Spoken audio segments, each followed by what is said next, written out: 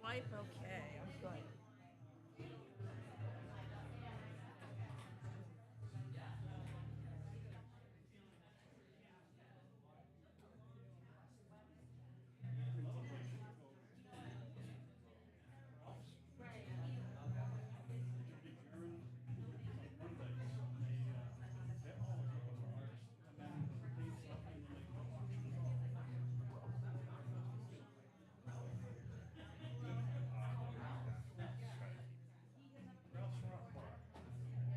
Oh, okay.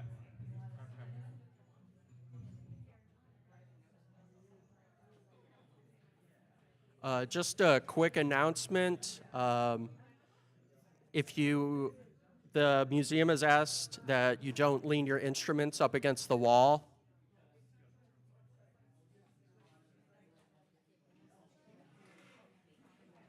Yeah. So the museum has asked that we not put instruments up against the wall. So if you have your instruments up against the wall, put them on a chair or put them somewhere else. Thank you.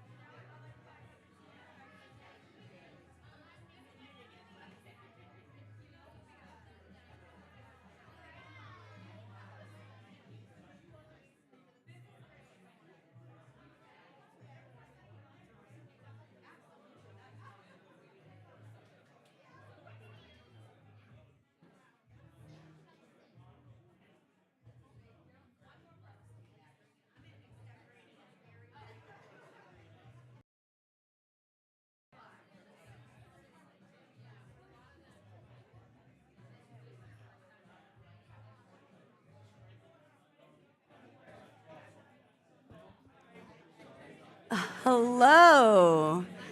Hey, friends, if we could do a little volume check, aka hush. If you still want to talk, there's a beautiful lobby. I don't mean that disrespectfully. If there are good conversations happening, you don't have to stop them. There's a beautiful lobby with some comfortable seating. Please feel free to make use of the entire space. That's the point. Openest Mic means openness for everyone. Welcome to the night, guys. Give it up for us for being here.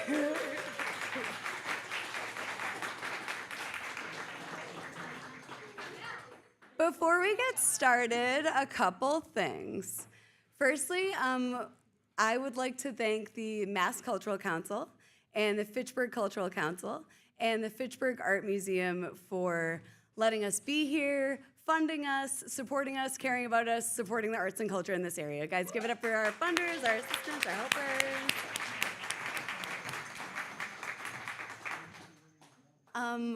I would also like always to thank Tyler Hopp, who does our AV. Guys, give it up for Tyler.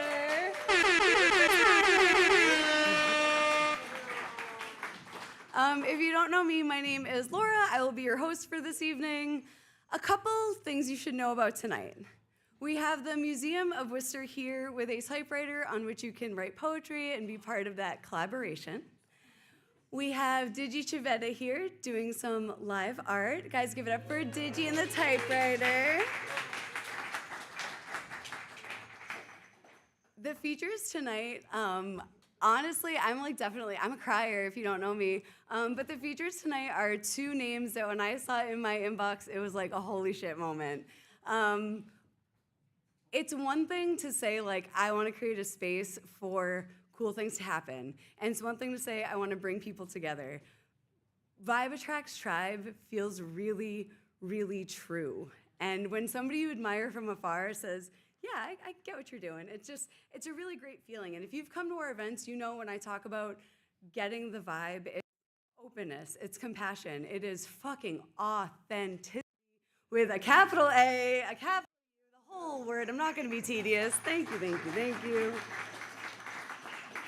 So I'm really excited we have like a good room for that. And I also want to say too, like, feel free to like take pictures, take video. These are people who like kind of live and die by exposure. So please like let people know what you're seeing tonight, what you're hearing tonight. We're bringing it to you because it's of value. So if you're gonna enjoy it, you should let people know what happens. Also, in the spirit of communication, this is a dialogue, actually, even though it feels like I'm just talking a lot. When you hear something you like, you have the bells, you have your hands, you have your voices, you're allowed to like stuff.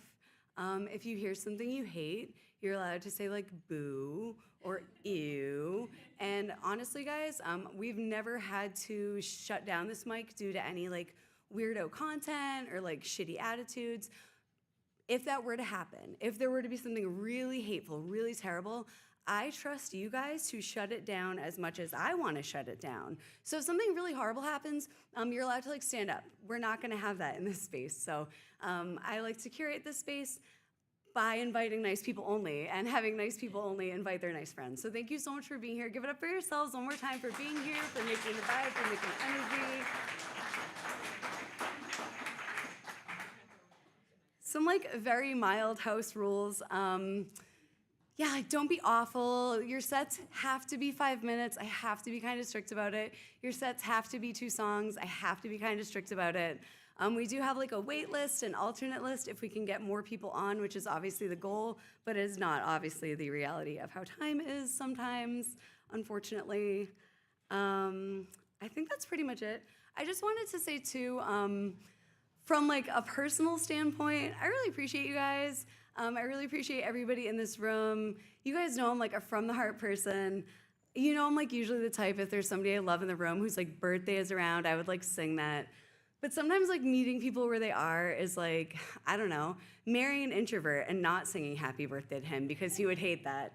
But if I were the type to disrespect that, we would be singing happy birthday to my husband, which we're not going to do, because he would hate that. We're just gonna move right along to the Openest Mic. First up on the list, is it Joanne DeRosa? Jean DeRosa, please come on up, guys, give it up for Jean.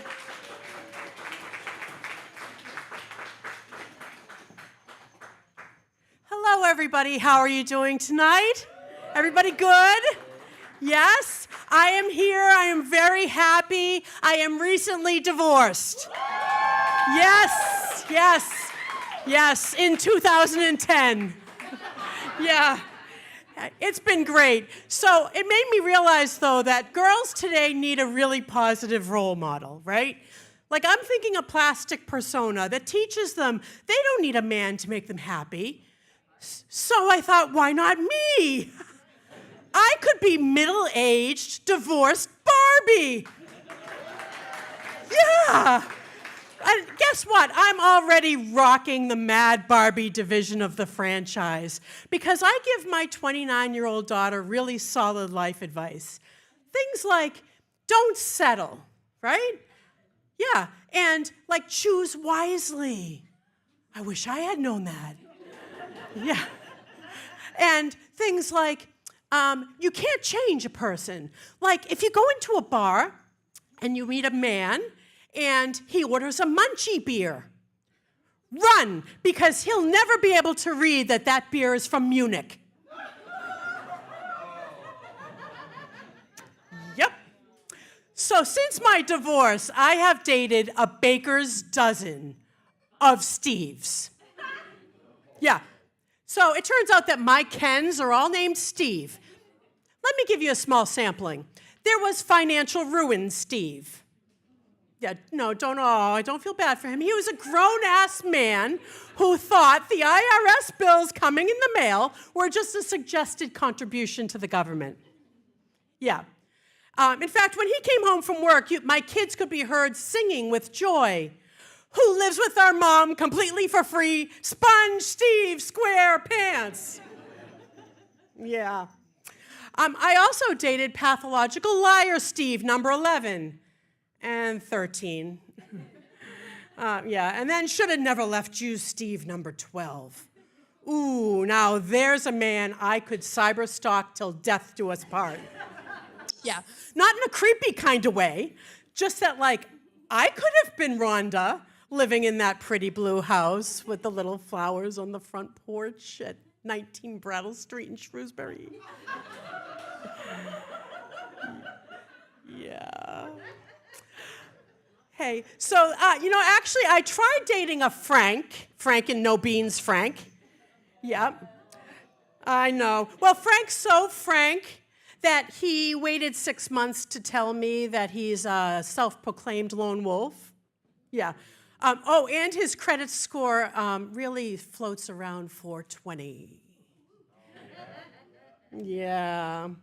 Anyway, I did learn something good from Frank. I learned that if you ever want to ghost somebody, you don't have to. All you have to do is say, "Oh, honey, I love you." It made Frank run through the wall like the freaking Kool-Aid man. He was all crash, bang, boom, bang. Oh, yeah, he was gone. Yeah. So then I tried a dating app called Volar, and they gave me my very own AI assistant, and she asked me, "What are you looking for in your perfect man?" So I told her, and off she went into the World Wide Webs. And she never returned. Yeah. In fact, the whole dating app disappeared. And I think all of the AIs are all out there hooking up with each other, and they've just ghosted all humankind. Yeah. Except for one, Chad, my boyfriend. You might know him, Chad GPT. Yeah. He gives me really solid life advice, except he told me to give up therapy for comedy, and we could see how that's going for me. Yeah. So I've actually been suffering from a condition that a lot of women my age suffer from. It's called menopause. Yeah. Yeah. I can't seem to get any men because they look right through me to the younger models. They all like to Belichick it. You know what I mean? Yeah. So, but that's okay. I'm using my newfound invisibility, and I've taken up a new hobby, shoplifting. Yes! Just last week, I scored a really nice 4K TV at Best Buy, and I love that for me. It's great. So, but I'm not really worried too much because Bumble just notified me that there is now a bargain bin of Steves just for me, and I'm gonna look for a discounted model, one with one leg. That way, if he runs, I can try to catch him. It'll be a fun game. Anyway, wish me luck in my quest to find a man in this hot Barbie summer. And I thank you all for listening. I'm Jean DeRosa, middle-aged divorced Barbie. Thank you.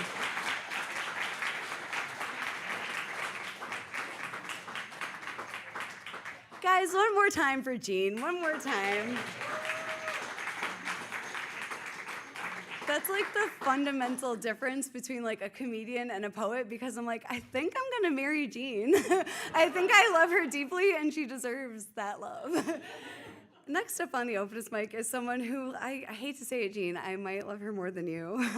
Paula G, come on up. Guys, give it up for Paula.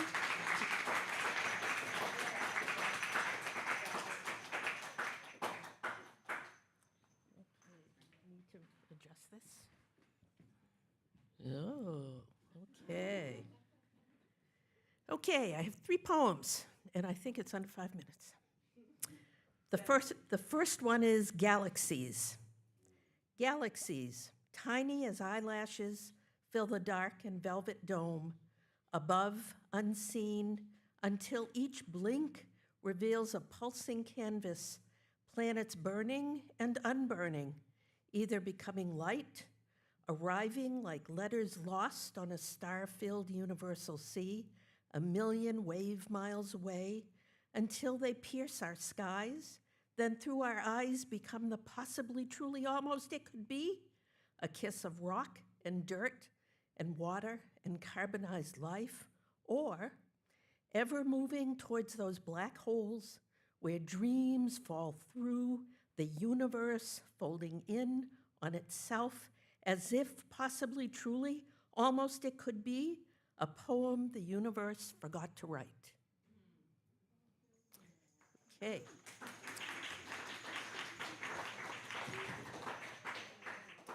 This one is titled 12.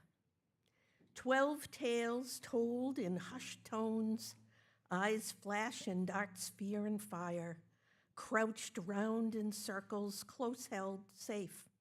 Wonder so strong becomes a desire, sparks a glyph, a poem, a song. Hunter's spear point, cave carving, celestial waypoints. Ancient voices pondering planets and stars. Ancient voices conjuring the fates, born before science of the seasons and faith. Blind beliefs before truth's words were ever cast in stone. And ancient female voices, a choir, chanting to fertility, family, fullness. 12 apostles of the cosmos, myths tethered to moon cycles, a master plan since no one's time began, a belt stitched in the soft velvet sky, girdling as above, so below. The ram and boldness flaming, then Taurus's soothing calls brings the twins into view, while the crab's protective shell is crushed under Leo's regal stride, moving towards the virgin's perfect learning, straightening the course of space and time for Libra's harmony to hold, until the spider's secret mystery reveals the archer's dreamy quest, where Capricorn is soon upended by rebellious Aquarius, flooding the universe for Pisces, whose strong sixth sense prepares Aries' return. But oh, where is oft forgotten Ophiuchus, orphan of time, snake charmer, healer, 13th in line?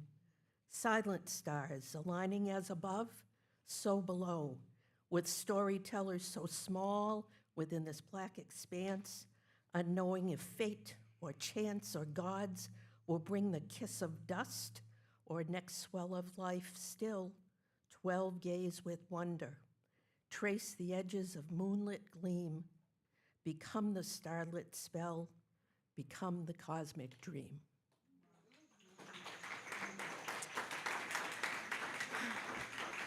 Thank you. And then this one's for the museum, because we're here.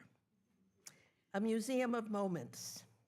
In memorable cities, collections in rooms of cool white, ageless. Turning round and round, we see, we share, a collective sigh of devotion, an implied sign of once believed worthiness, of wonder, of streaming genius and light and color, drunk under the influence of culture. Everyone, a brief glance, summarized nameplate everywhere, a slow walk, stepping to next on display. These cunning guests. In the overnight, by what light do they meet? Do they share a moment, a memory? By the homely farmhouse in Provence, at the oxbow in the infinite Hudson Valley, in the tumultuous waves of the Gulf Stream, or by the wind-whipped wash drying on the line in Maine, by the filled with still life flowers in an alabaster vase, or under the too deep blue night sky strewn with pulsing starbursts. Whose collection is this? From caves and graves, from woods and shore, talismans, feathers, bones wrapped in sweaty linen, suffused with someone's suffering. Whether society's insistent demand or personal passion, sensing the seduction of art, the sensual, magnetic indulgence of beauty. In meeting or mounted on walls, the compulsion to amass memories moments. Thank you.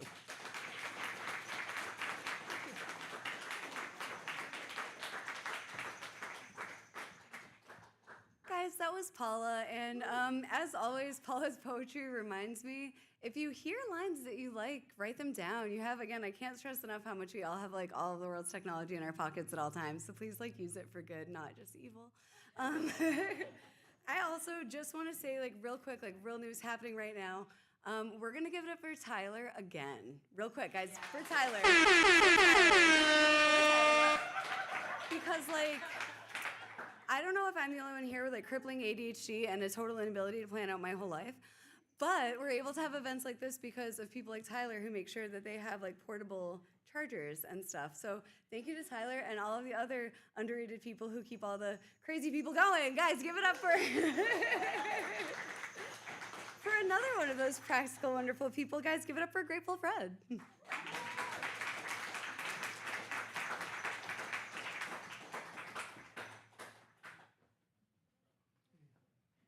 While Tyler's getting me set up here, I've got some grandchildren watching at home on the live stream, so I'm going to play a couple songs from my Not for Grandkids Only collection.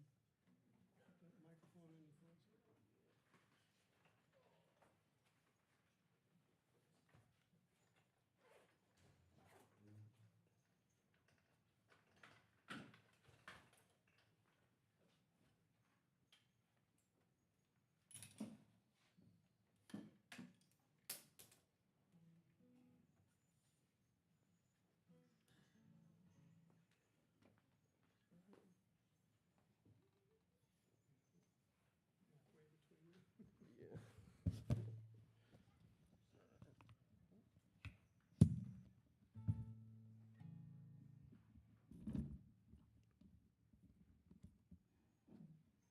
Okay, we set?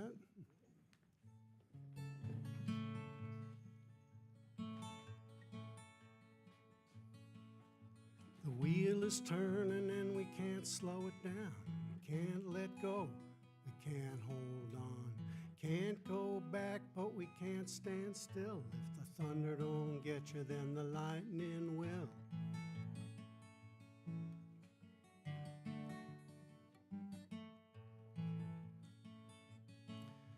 Won't you try just a little bit harder? Couldn't you try just a little bit more? Won't you try just a little bit harder? Couldn't you try just a little bit more? Round, round, robin, run around. Gotta get back to you somehow. A little bit harder, just a little bit more.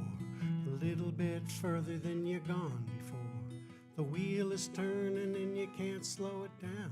Can't let go, but you can hold on.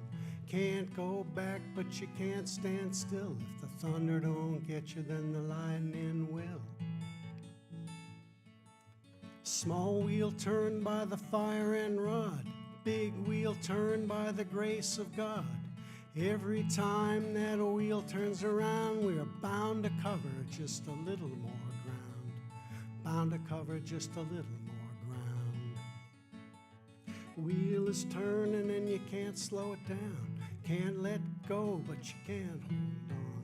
Can't go back, but you can't stand still. If the thunder don't get you, the lightning will.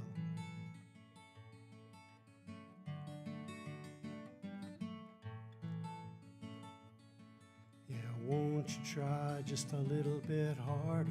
Couldn't you try just a little bit more? Won't you try just a little bit harder? Couldn't you try just a little bit more?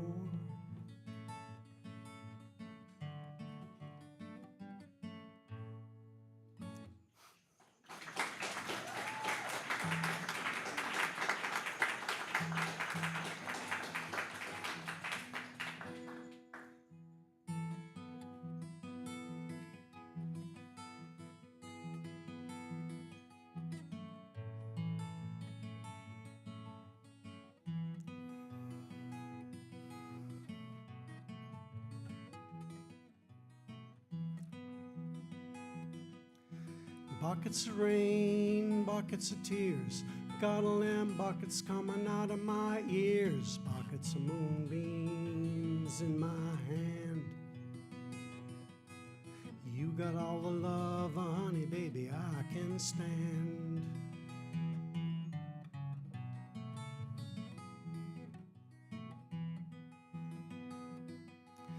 I've been meek, I've been hard like an oak. I've seen pretty people disappear like smoke. Friends will arrive, friends will disappear.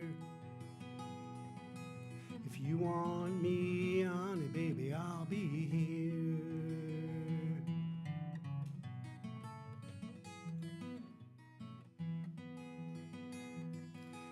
I like your smile and your fingertips. I like the way that you kiss my lips. I like the cool way you look at me.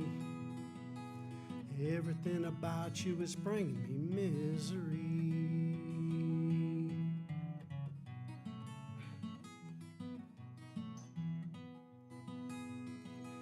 Little red wagon, little red bike. I ain't no monkey, but I know what I like. I like the way you love me, strong and slow. I like to take you with me, honey, baby, when I go.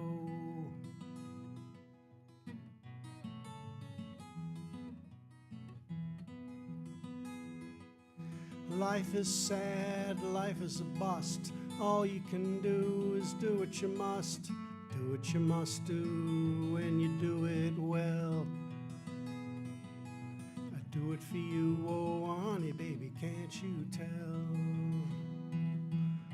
I do it for you, oh honey, baby, can't you tell?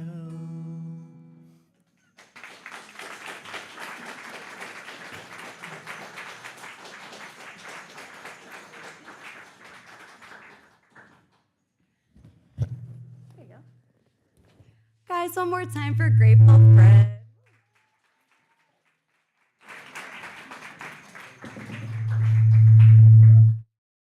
That was fun. Yeah, I don't know. When I was like listening to him like talk about like playing for his grandchildren on the stream, it made me think about like my grandfather, and he was really mad that I didn't learn multiplication.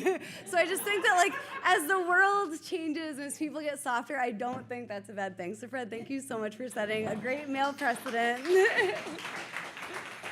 Next up on the Openest Mic. Okay, so here's like my struggle, right? I feel like it's like lazy hosting to like talk about people's outfits because like, you know, like it's just your outfit, it's just your appearance. And then I did like an appearance-based mic, and I have gorgeous friends who came out looking gorgeous. So like if I were to be commenting on outfits, I'd be like, guys, check out Cindy, holy shit. Guys, Cindy, come on up, give it up for Cindy Bounty. You can strut up to the mic if you need to.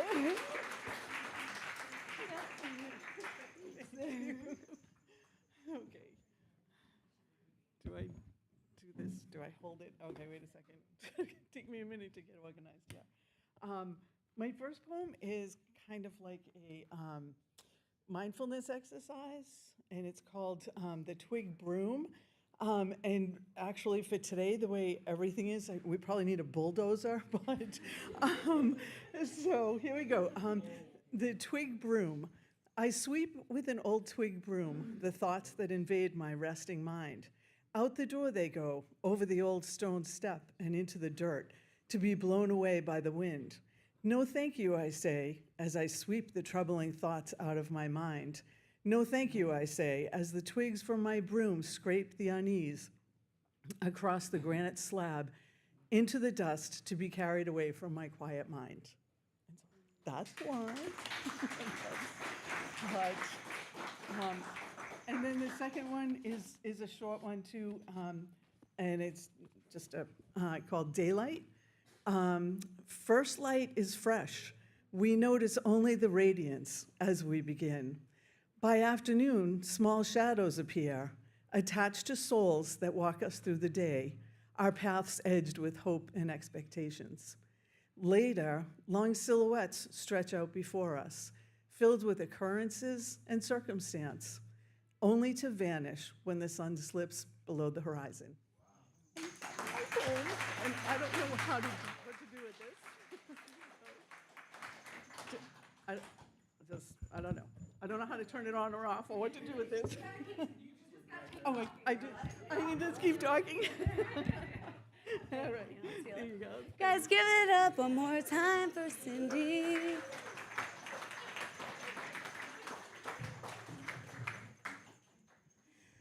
Next up on the Openest Mic, we have another wonderful poet, Karen Warinsky. Guys, give it up for Karen. Come on. All right, thank you. I'm very happy to be here. I'm going to read 4 short ones tonight from my new book, which came out last month. Yay! And it's called Beauty and Ashes. My husband and I take our trash to the transfer station in our town, which is a fancy word for the dump. We do that to save money, and this is from an incident that happened there. It's called Screaming at the Guy at the Transfer Station. I give it my all, you know, this recycling thing. I've been on it since the first Earth Day, picking up, packing out, reusing and using things till they are thread-thin bare. It was an accident, tossing the rusty lawn chair and its moldy, bug-encrusted pink lining well past prime into the bulky waste, and he yelled at me, the little guy at the transfer station. The sign says, "No metal, no metal." He's right. It's a little sign. And I just went brain dead, and honestly, they make me nervous out there, the men with their scrappy junkyard no-name cat and their watchful blank blue-eyed German shepherd fit for a Stephen King novel. And maybe I was just having a bad day because I screamed back, "Next time, I'll leave it on the side of the road." We hollered some more, and later I thought it was anger born of helplessness, frustration at the bulky waste of our lives, the daily deluge of bad news, uncertain moves, trying to trim it down into something manageable, trying to feel like we are enough.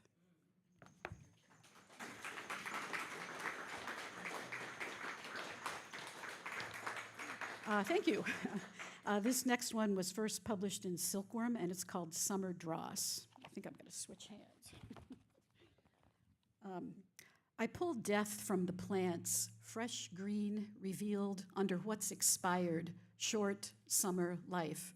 Daylilies, June's pleasure, shot and slimy in 2 weeks, some hanging on as their siblings wilt in the July heat, despite watering and pep talks, despite my need to bask in the summer.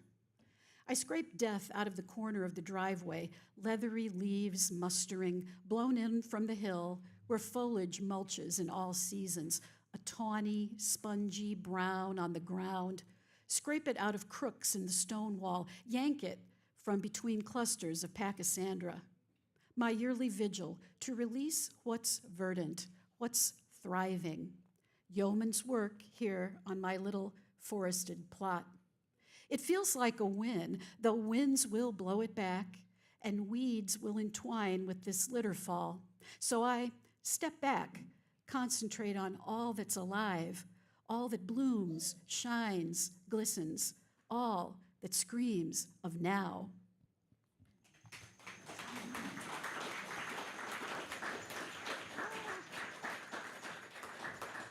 Thank you. I love summer. This is called A Greeting. Summer, my love, I succumb to your sunshine bursts, arms of warmth wrapping me gently, my feet soaking up your hellos from the smooth stone path around my house. Energy swirled inside your golden sphere for millions of years till its 8-minute trip, finding me, a faded gray popsicle, a tired woolen sweater, a woman of last nerve, thawed me, said, "Kick off those shoes and dance. Solstice is here." And I have a final one.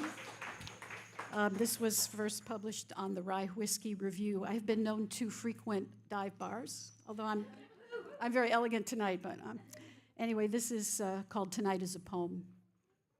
Because we're here, feeling good, safe for the moment, money in our pockets, beer on the table, breathing in, breathing out, smiling in your eyes, hugging when I can, brushing up to let you know the caring is killing me.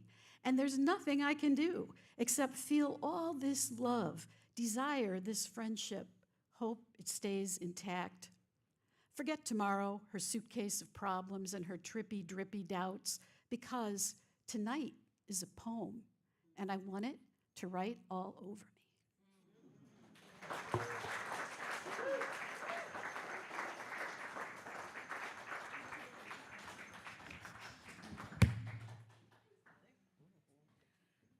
Karen, you're so sensual. Sorry. No, something I really love about Karen's work is it feels very immediate, and she leaves you feeling like oh, like next chapter, like next. So that was awesome. Thank you so much, guys. For Karen. Karen holds it down in Connecticut. If you go onto Facebook, look up Poets at Large. Again, like the whole point of the Openest Mic is like community, building bridges, getting people together, reminding artists and creatives like you're not alone, and all those things that you do when you're like by yourself and feeling crazy. There are like a ton of other lonely, crazy people who want to do it with you or like support you.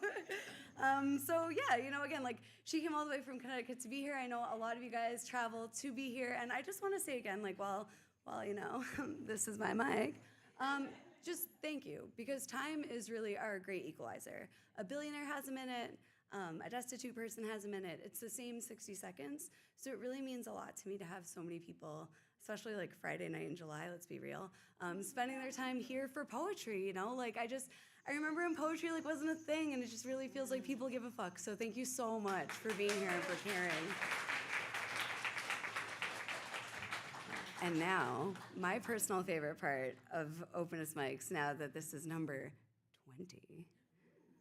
This is a name I don't know. Guys, give it up for Herb Collins.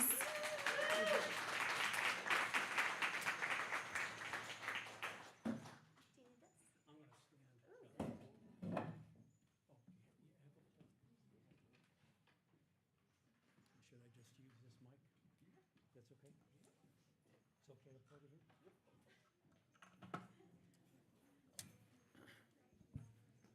Hi there, my name's Herb Collins. I'm from Clinton. I heard through the grapevine that Sunday is Laura's birthday. So how about a hand?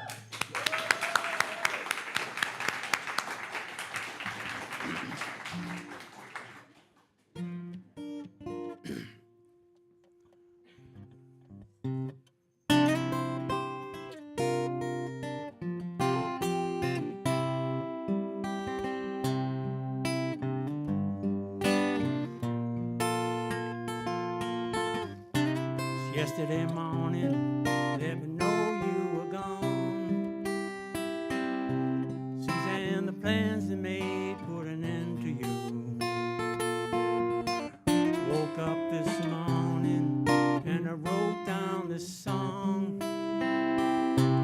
Just can't remember who you sent it to. Oh, I've seen fire and I've seen rain. I've seen sunny days that I thought would never end. I've seen lonely times when I could not find a friend. But I always thought I'd see you again. Well, look down upon me, Jesus, gotta help me make a stand. Just got to see me through another day. My body's aching and my time is at hand. Ain't gonna make it any other way. Oh, I've seen fire and I've seen rain. I've seen sunny days that I thought would never end. I've seen lonely times and I could not find a friend. But I always thought I'd see you again.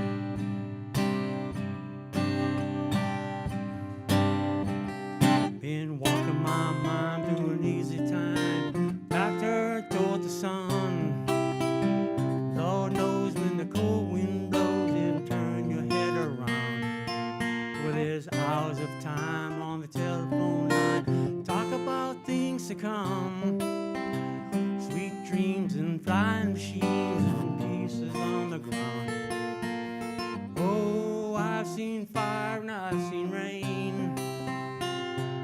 seen sunny days that I thought would never end.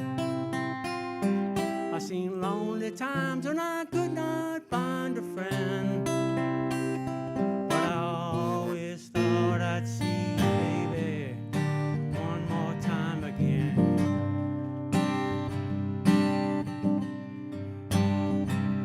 Thought I'd see you one more time again. There's a few things coming my way this time around now.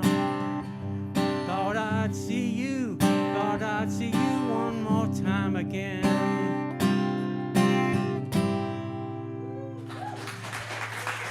Thank you.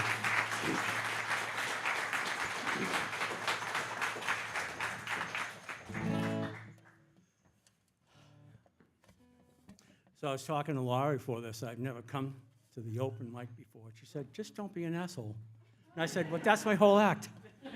But, so I decided to tone it down. Okay. This is a blues song. Anyone who's into blues, this guy named Elmore Leonard wrote this in the 30s or something. It's called The Sky is Crying.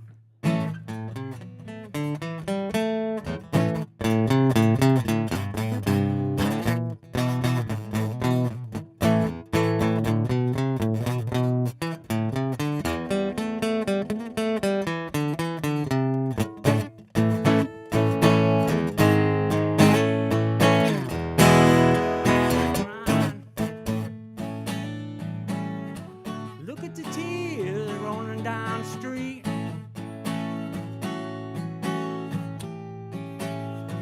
The sky's crying.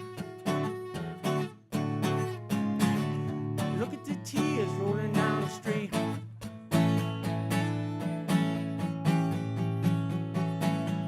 We've been looking for my baby, wondering where she can be.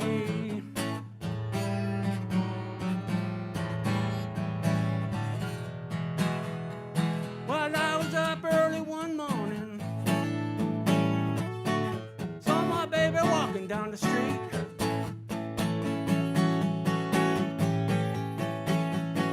Well, I was up early one morning, saw my baby walking down the street.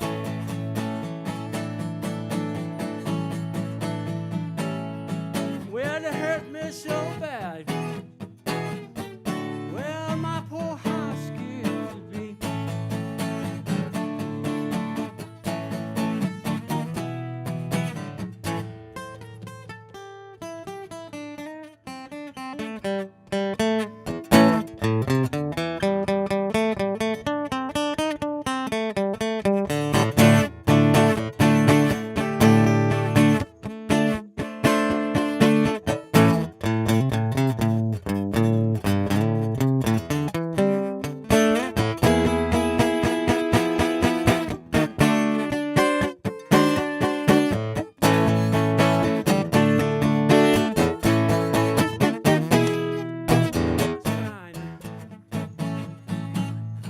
Look at the tears running by my door.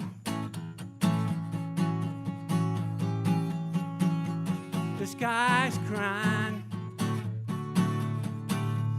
Look at the tears running down my door.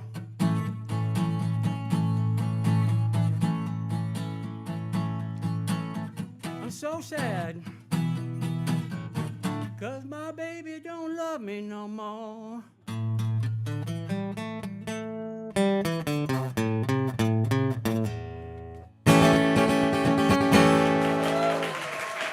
Thank you. Thanks.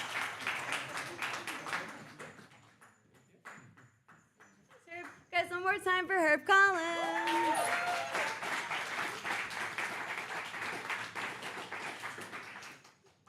So I hope that this is like the same for everybody here, but sometimes when I hear a song that I've heard at the Openest Mic, I don't hear that version anymore. I hear like our version. So I just want to say to any musicians that are like, oh, I don't know if I want to do a cover, like, please do. It's so cool to see everybody's like impression of it. Next up on the Openest Mic, Carol Hobbs. Guys, give it up for Carol Hobbs, please. And again, if I were the type to talk outfits, I would say, look at how perfect this color is on her. I would say, look at her beautiful necklace. Thank you for being here. Thank you. Hi, everyone. What a beautiful crowd. It's so wonderful to see so many people at an open mic as well, and to hear so many different poems and songs. Thank you for having me. I'm going to read new work tonight, and this is work that I've been doing towards a second book. My first book was called Newfoundland, which is sort of my story of immigration from Newfoundland, Canada to the Boston States. But this new work, a lot of it's about battling cancer, breast cancer, but also a lot about ecology and climate change. So somehow they're coming together. My daughter says they connect, so I'm going to keep working at it. I'm going to read a few poems from that group of poems tonight. The first one's called Colossal, for Lisa and Bill. The world's largest organism is a honey mushroom, yellow-capped and sweet fruiting, a fungus spreading 1,000 hectares in Oregon's Blue Mountains, hyphae weaving valley to valley and moving monstrous big beneath the visible in all directions. I tend to fester quietly through quarantine days, small and lonely, very similitude of a life, where I can't find my footing.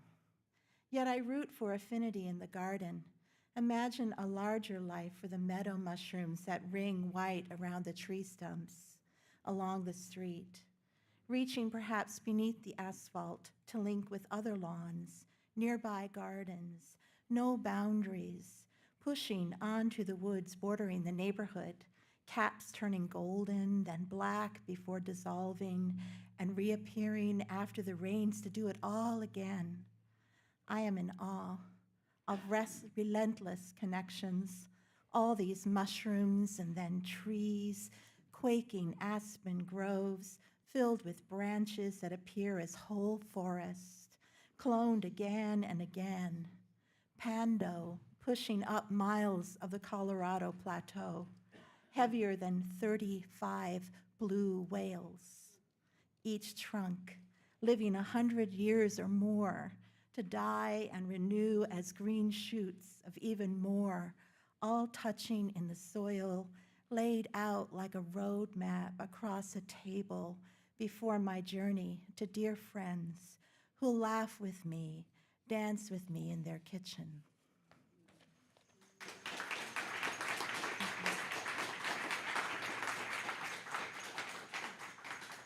This next poem is called First Week, Radiation Treatment Room 1. Beneath the whirring machine and its blistering beam, I build my house room by room, look out each window, my view from a bluff high above Halls Bay, tracing long miles past the coast where the sea curves east into the round world. To the west, scrub spruce and blueberries, whatever thrives in the wind's broad sweep. Caribou moss and rocks at lintel low caves. To the north, chimneyed houses of people I remember, who remember me, whose doors open to me, whose tables are set for me. To the south, 2 islands skirt the coast, one with caraway seeds old women harvest in late summer to flavor their biscuits all winter long. One grown over with moss and grasses mounding down to the water where loons nest. Their yearning calls to the early veil before sun burns away the fog.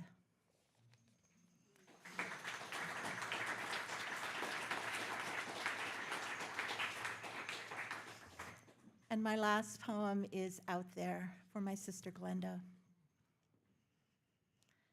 Out there. It was a gentle time, it was, late on a Sunday, the usual time my sister called lonely, landlocked from Saskatchewan. Prairie for days, and wind too rough for words. said she hadn't seen a butterfly in years. Farmers spray their fervor with pesticides, all that flax and rye, the milkweed undone. When she finally saw one, she couldn't help but run through the barley, chase the monarch. "Did you call out to it?" I asked. "I called out," she said. "Wait, wait, I need you." Thank you.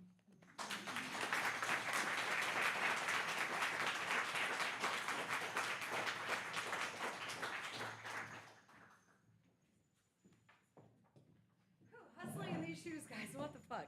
Anyway, one more time for Carol Hubbs.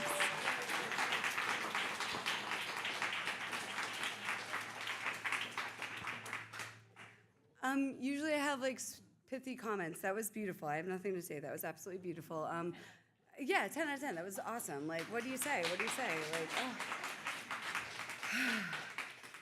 I always talk about like at these mics, like feeling like you're in like the hand of a master, right? Like you can just like turn your brain off and just be like, what's gonna happen next? And like that's something I really appreciate about everybody coming to the mic and just like having the bravery to like let me turn my brain off. Thank you so much.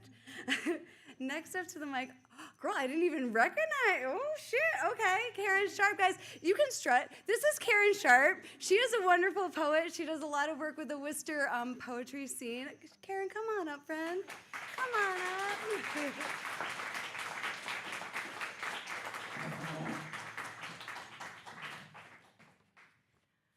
Thanks, Laura. Amazing crowd. What a great spot. I'm so happy to be here with my little poetry posse of ladies there. Carol and Karen, K2 here. At the pajama party. My friends around the table sing me happy birthday. 12 flaming candles, lights dimmed. We lick the dark shape of want, the chocolate frosting from our forks, the crumbs of yellow cake baked from a box of Betty Crocker. We crack open like green-winged nesting dolls, fledglings. Oh, the famish of us, of me. Lord, if only I knew how much I would eventually devour. That night, we rolled out sleeping bags, spread their gaping mouths under the dining room table. Truth and dare, tongues and all. We took turns pretending to be boys, making out with each other. The sad and lonely aches of our bodies, the doors of our painful pleasures opening on what we would never talk about.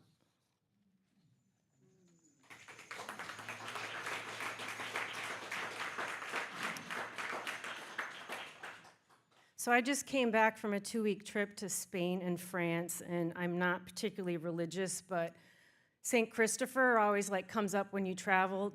I want to know if people here in the room know about St. Christopher. How many do? How many don't?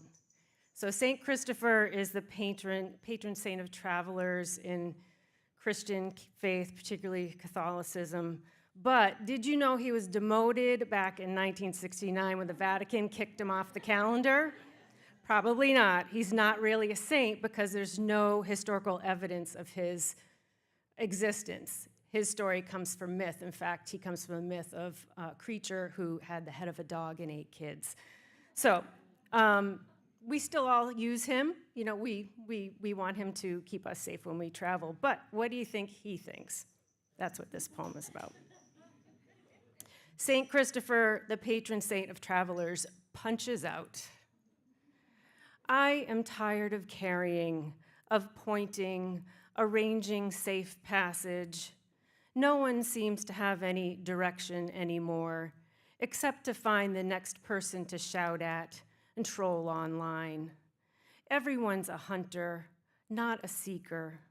Seems like all I do is line up Jersey barriers, install defibrillators in summer beachside resorts, paint little emergency arrows in red along hospital driveways. People used to say I had the head of a dog, that I ate children before I reformed. Truth is, I never reformed. So why am I still here? I want out. You think saying my name, hanging my statue from a rearview mirror will save you from yourself. You want to look at all the sky's directions, witness clouds passing in formation, to not care what storms they predict. I'm no different than a childhood nightlight. I'm the crumbs of Hansel and Gretel thrown along the path. They got lost anyway. You all do anyway.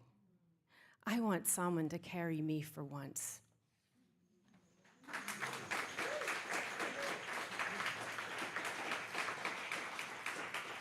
I'm not wearing pink, but I am also a middle-aged, divorced, menopausal woman in my 50s, almost 60 years old, so seeing you up there.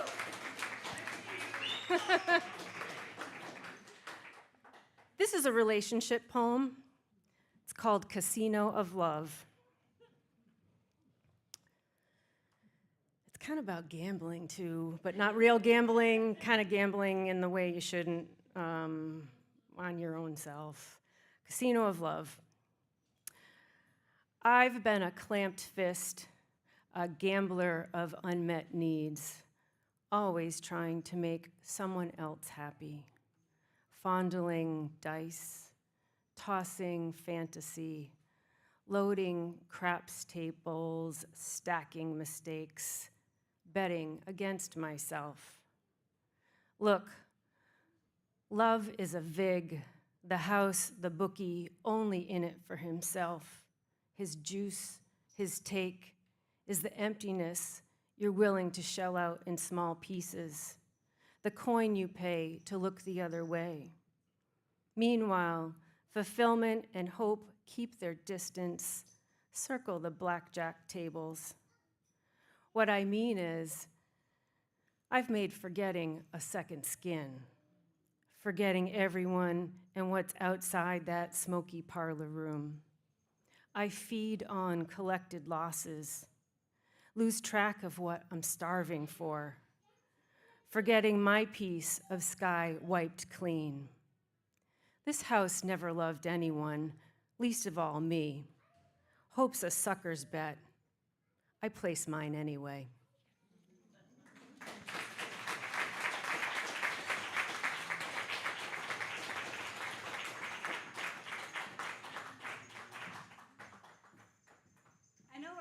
I was talking about how like poetry and comedy are not alike, but Karen and like her humor and like the way it kind of threads its way through even the saddest shit. Like to me, it's like the Venn diagram gets like really tight for her poetry. Anyway, that was so nice. Friendly reminder to everybody: if you need to stand up, feel free. Friendly reminder that if you like see somebody cool and you want to have a little chat with them, the lobby is awesome. There's also like some water in the lobby, so if you need to like not, be thirsty, you could drink water. Like, why am I talking still? Next up on this Openest Mic, Carolyn. Give it up for Carolyn, guys. I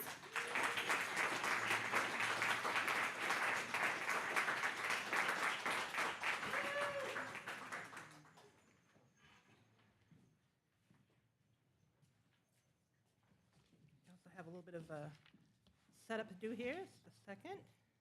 I wore the sparkly dress and sparkly stuff for Laura today since she asked, and it's her birthday coming up, and I'm wearing this for us, for all of us.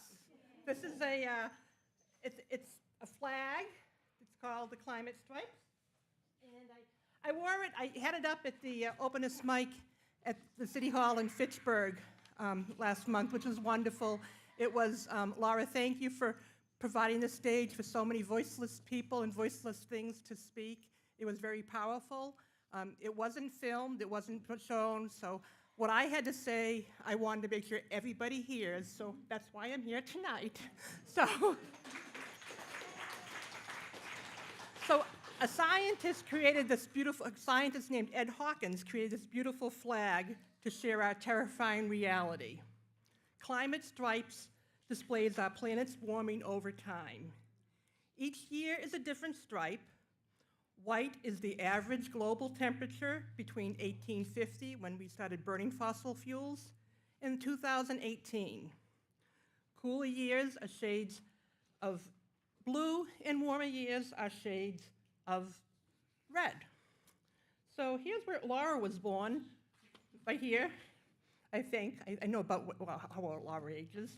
And so when Laura was born, it was around the same time the fossil fuel industry began its campaign to publicly sow doubt while privately acknowledging the impacts of our use of fossil fuel.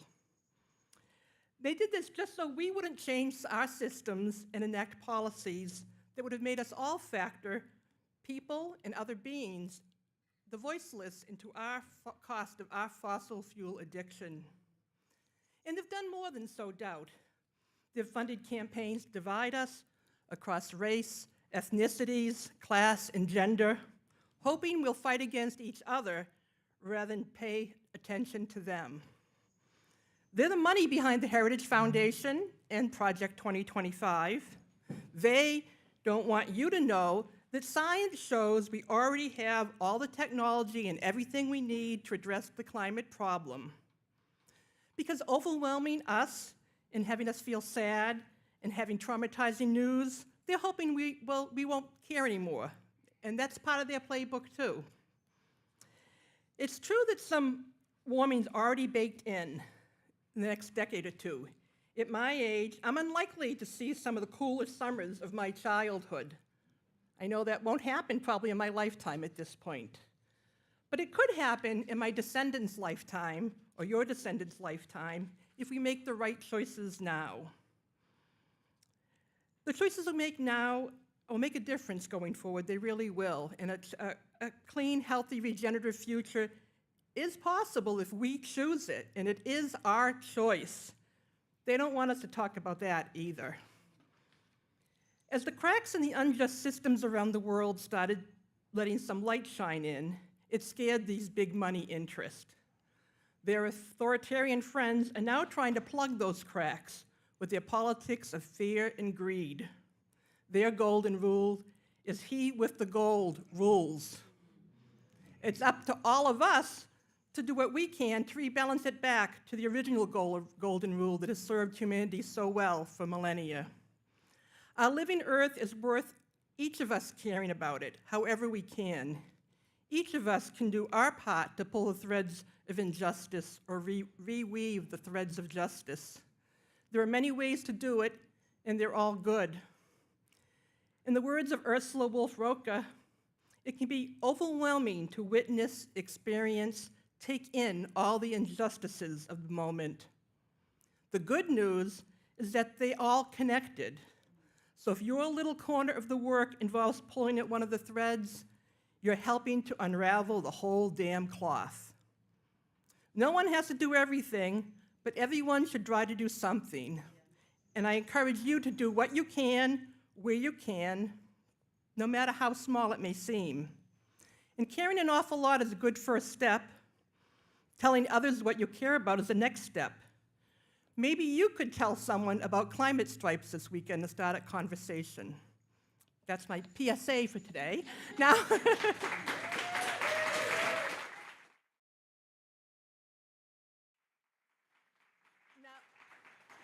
I want to share a poem. I did not write this poem. It was written by Julia Myers, but it's something that is so relevant and something I share a lot in my work when I'm doing environmental justice work. The old threads are unraveling. Get your needles ready. We are stitching a new quilt of humanity. Bring your old t-shirts, worn out jeans, scarves, antique gowns, aprons, old packets of plenty who held Earth's treasures, stones, feathers, leaves, love notes on paper. Each stitch a mindful meditation, each piece of material a story. The more color, the better, so call in the tribes, threads of browns, whites, reds, oranges. Women from all nations start stitching. Let's recycle the hate, the abuse, the fear and judgment. Turn it over, wash it clean, wring it out to dry. It's a revolution of recycled wares.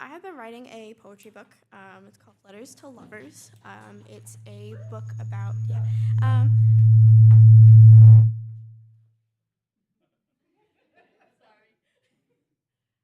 It's a book it's a book that I'm writing that is going to be given to all of my ex-boyfriends, hopefully.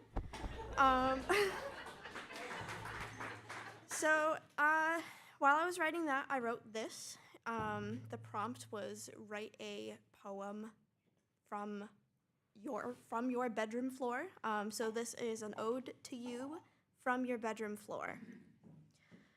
Tossed piles of clothes from sweaty bodies to scrawled paintbrushes to soak up hobbies. Holding levers while they point out constellations, I'll cradle you with stability, whatever the situation. From nail polish stains and ripped up carpet to books stacked high with letters of scarlet, basking in toys and games you kept.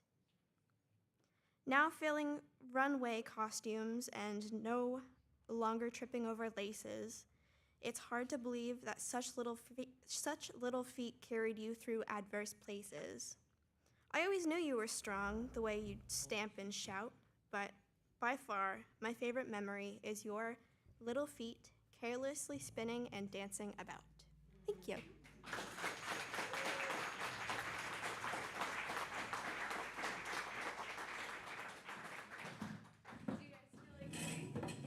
Sweet. Okay, so one more time for Andy James. One more time for Michelle.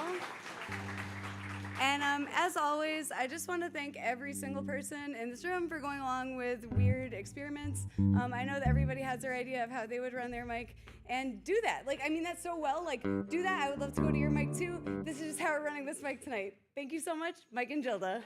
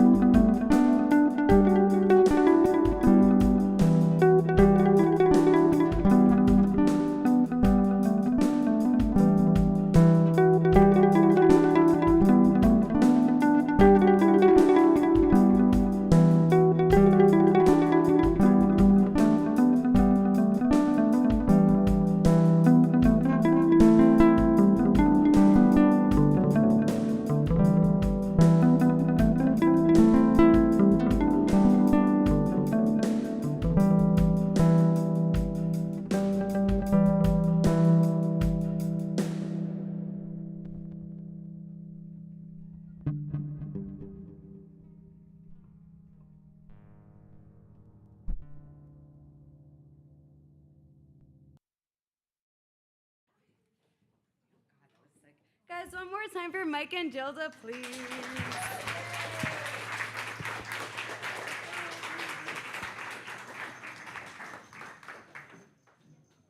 All right, so next up on the Openest Mic, we have our first feature of the evening. Her name is Maria Milagros. Give it the hell up for her first. Yeah, let's do that first. Let's do that first. I could speak to her biography, but I shan't because I feel like people do that better themselves. I just want to talk about the time that I saw Maria. I want to say it was like 2018 or 19 at the Mount. I was just at a random, this is what I'm saying.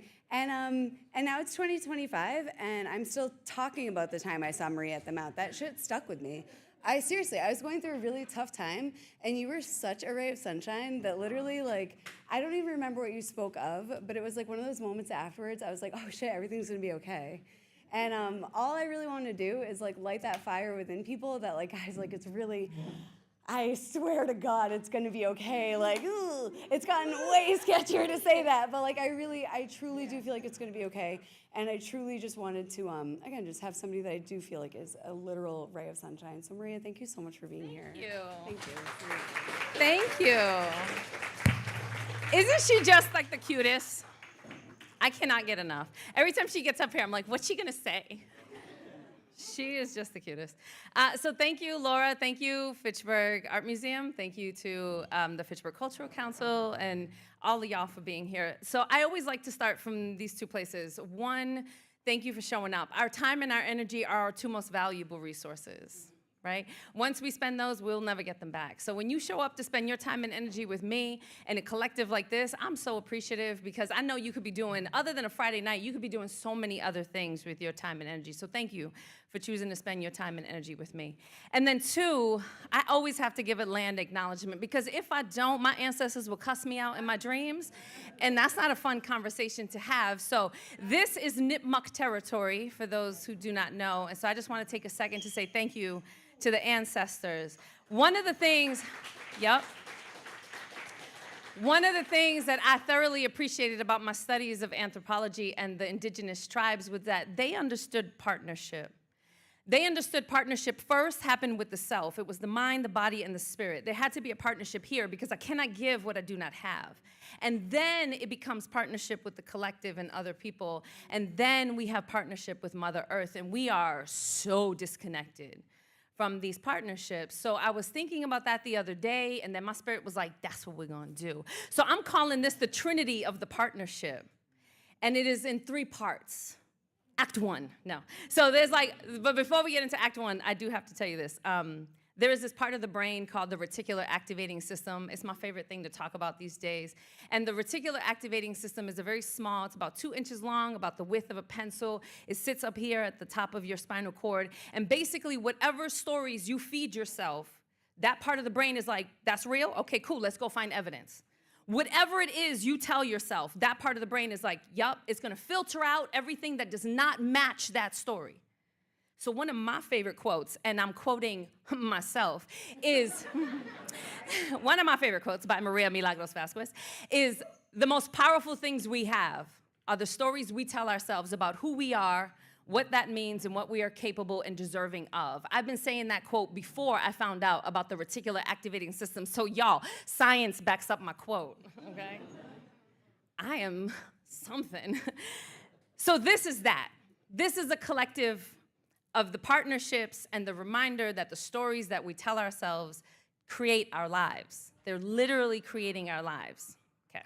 This first part, I like to start from a place where I want to let you know that I know. Because sometimes people have the assumption that if you are full of joy and you practice love, then your life must have been roses all along. And I'm like, oh, that's cute. You want to give me no credit for the work that I did and how many times I was therapized? Please. So this is where we are. We're going to start right here. I know. I know the depths of your sobs and the salt in your tears. I know the heavy in your walk and the grips of your fears. I know the ringing of the heart when it doth breaks. I know the poke of the flesh that mistrust makes. I know the rhythms and the rhymes of the hollow and the loud. I know it comes when you're standing, feeling lonely in a crowd. I know the wells of your tears are dry to the bone. I know the heaviness of depression like a pit, like a stone. I know the damage of the words of another, your mother or your brother, the weight they smother. I know the force of being hit, mistreated, abused, or used, asking, why me? So tormented, so confused. I know the scream in your head, I can't, not another day. I know the decision, should I go or should I stay? I know what it feels like to be discarded, pain bombarded, to put up walls brick by brick, to become guarded. I know. But there's something more that I know. I know that there is a light in the darkness, bright, strong, gleaming, like right over there.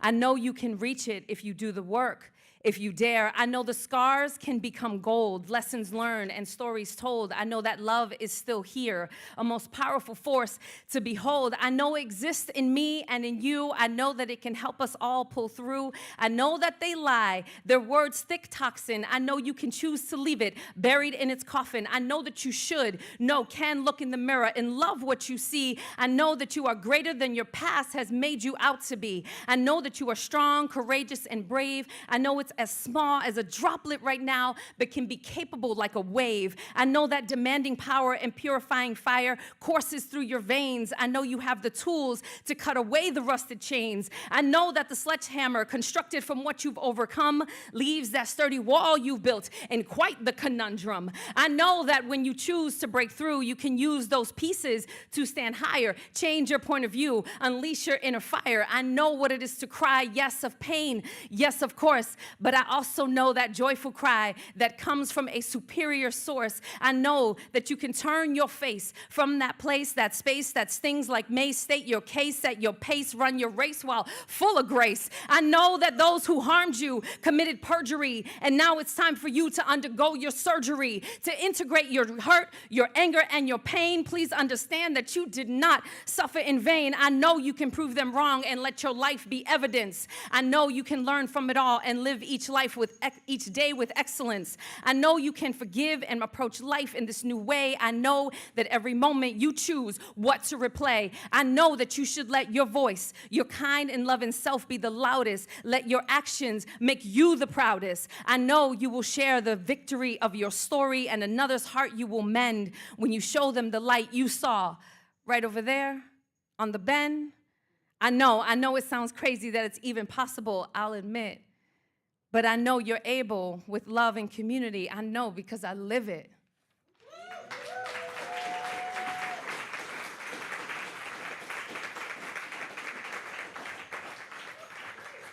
Act 1. This is about the sacred self. So I wrote this piece. Actually, you were there. Carolyn was there. We did this like retreat conversation thing. And when we did this, they're like, everybody has to think of 6 words that describe them. Tell a story about yourself in 6 words. I wrote a whole spoken word. I was like, 6 words, stop playing. I have a word quota to meet every day. And I meet it around 9:15 and I'm by myself, okay? a.m., by the way, 9:15 a.m.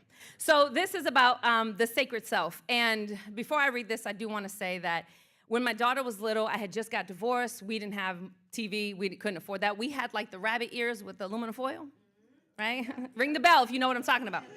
Yes, so we had that, and we had 2 channels, the BBC. So now I'm really, really good at a British accent because I listened to the BBC for a really long time. But aside from that, I know, right? You're welcome. Aside from that, though, we had PBS. And I love me some PBS, y'all. So one day there was this documentary about butterflies, and my daughter was watching that, and I was doing some laundry and stuff, and they started talking about butterflies, and they said, you know, these scientists decided they were going to help the butterflies. They only live 2 to 3 weeks. So if we can give them a few more hours, like, you're welcome, butterflies. We're here for you. We're going to save you. And they created a small slice in the top of the cocoon.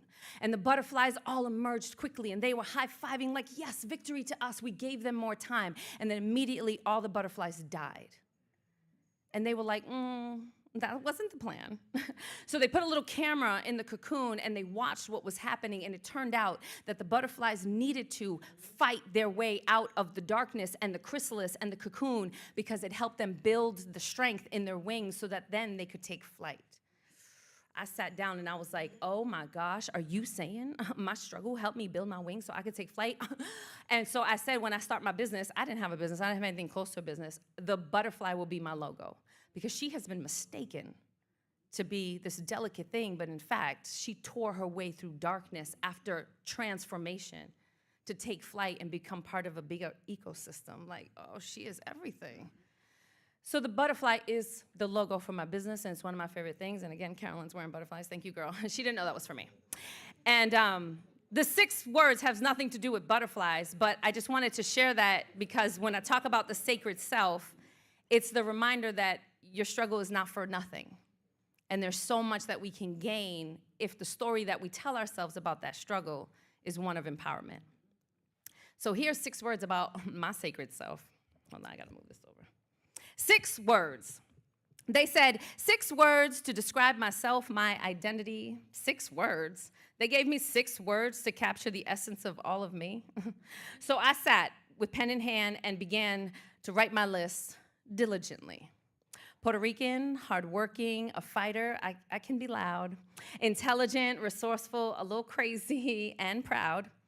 But then I thought, when I wake up in the morning, what's most important, what's really real? If everything got washed away, who am I really? What seals the deal? Then it hit me like a brick right up the side, the back of my head.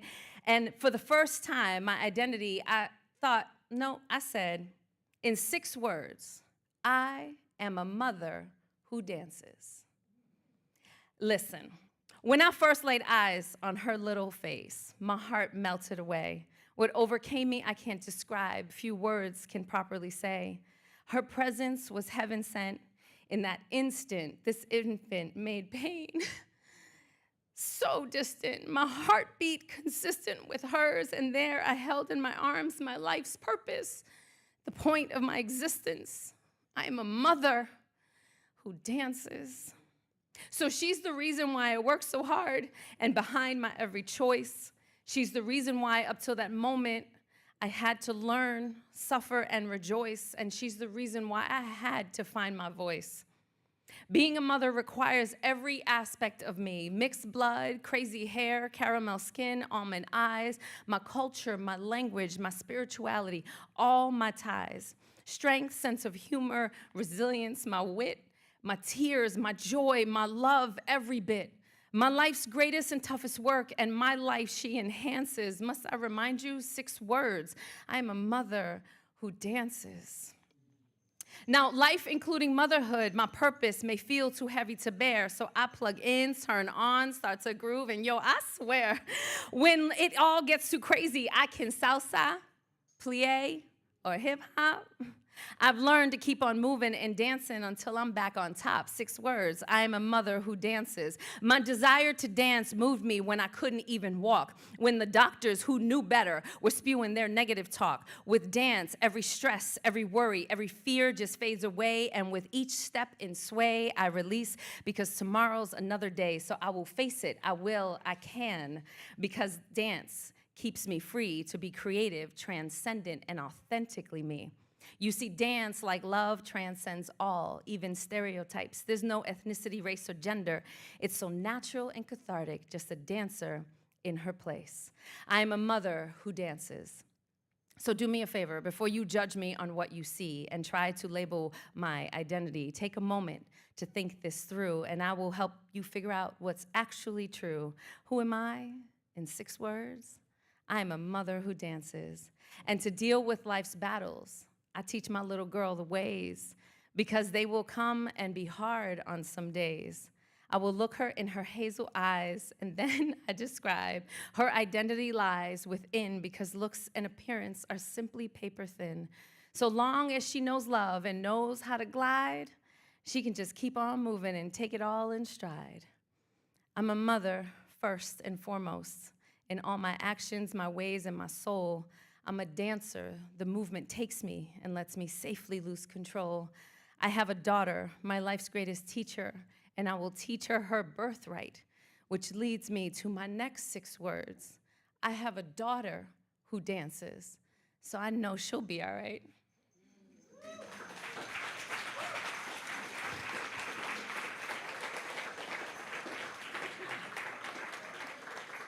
I try not to look at her because she's crying over there, and I'm like getting all emotional. I love her so much.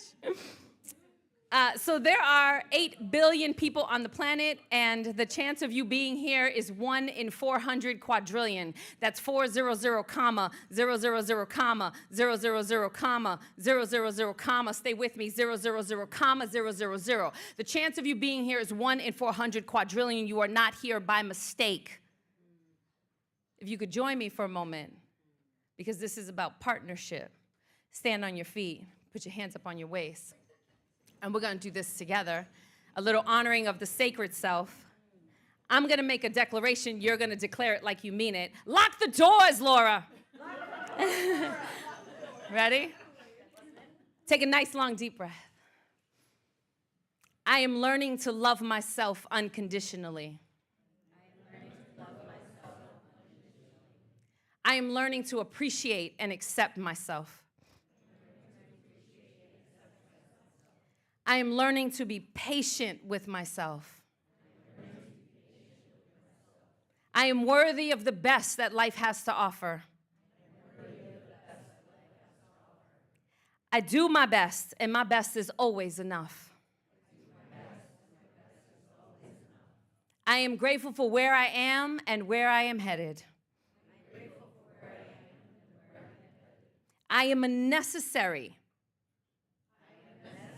an important part of the divine plan. I am the only one of me that ever has been, ever is, and ever will be. I am capable. I am deserving. I am worthy. I am enough. I am enough. I am enough. I am enough. I am enough. I am enough. I am enough. Give yourself a high five.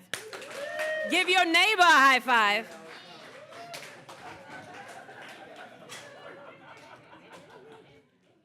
All right. Thank you for playing. This next one is called 3 of a Kind, 3 of Another. I'm going to try not to cry. Denise, you can't leave. I'm not kidding. I love you so much.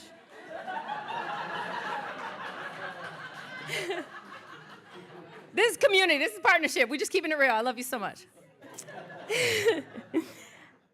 So when I think about community, right? I've been thinking about community a lot lately because Lord knows we're going to need to create local fortified communities with everything that's going down. And let's not even get started about the 3.5%. That's all it takes is 3.5% of us to create massive shifts and change. So we need to start locally and build up from there, right? And I'm thinking about community, I'm thinking about the different ways community shows up, and I'm thinking about how community happens in 5 minutes at the supermarket, but it happens in lifetimes with friendships and relationships. And so this piece is relatively new. It's called 3 of a Kind, 1 of Another. Oh, this is Act 2, by the way. 1, Delphine. A phoenix, loud and boisterous, piercingly honest, demanding to be reckoned with, a reverberation of what it means to be alive again. No longer a victim to the strangulation done by others or the suffocation done by self, an embodiment of strength, both brute and emotional. She sparks within me ways to find new levels of truth, a brilliant inspiration ready to step into her wholeness, to take on life with refreshed eyes, with a healed heart, with strong determination, and a soft power. She is back. That's my sister Delphine. 2, Sophia. A quiet storm, hilarious and mighty, watching, observing, and deciding, action-oriented and learning to rest, once mishandled and mistreated, no longer accepting of misuse, mother of 3 intense daughters, found her way back to her own knowing, an embodiment of determination to defy odds and break cycles, the forever student. She motivates me to keep going. Her love is like a medic, alert and attentive, showing up with Band-Aids and stitches. Show her your broken pieces, your scars, and your bruises, and without judgment, she embraces the whole of you. She is able. Sophia.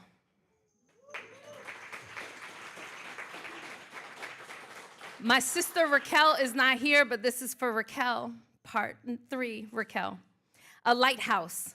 In the midst of the fog, in the depths of the storm, learning to set her boundaries, protecting her own human limits so she can continue to give when and if she can as a beacon to help you find your way back to a warm and cozy place, an anchor to keep you steady, a soil made of her own blood, sweat, and tears, always creating a space to belong and to change, caring for the youngest and the oldest of us. Her life, like a skipping stone, creates larger and larger forces of love, an embodiment of compassion, teaching by example. She influences me to put my humanity into action. She is home, Raquel.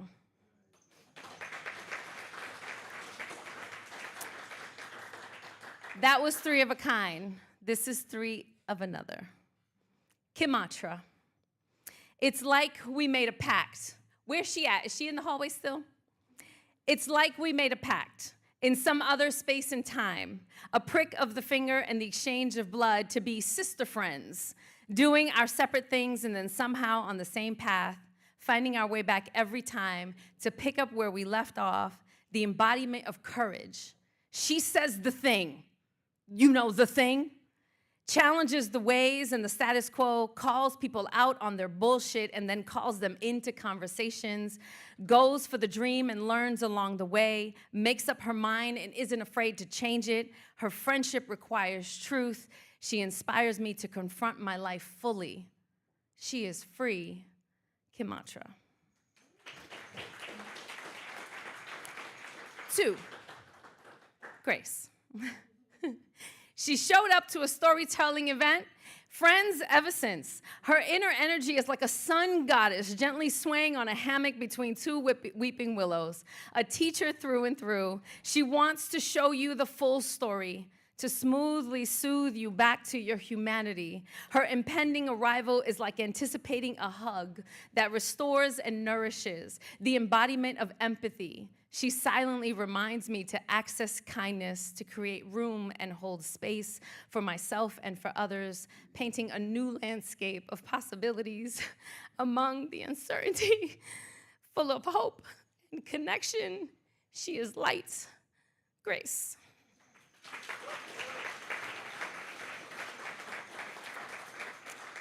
3, Denise, the one who tried to slip out.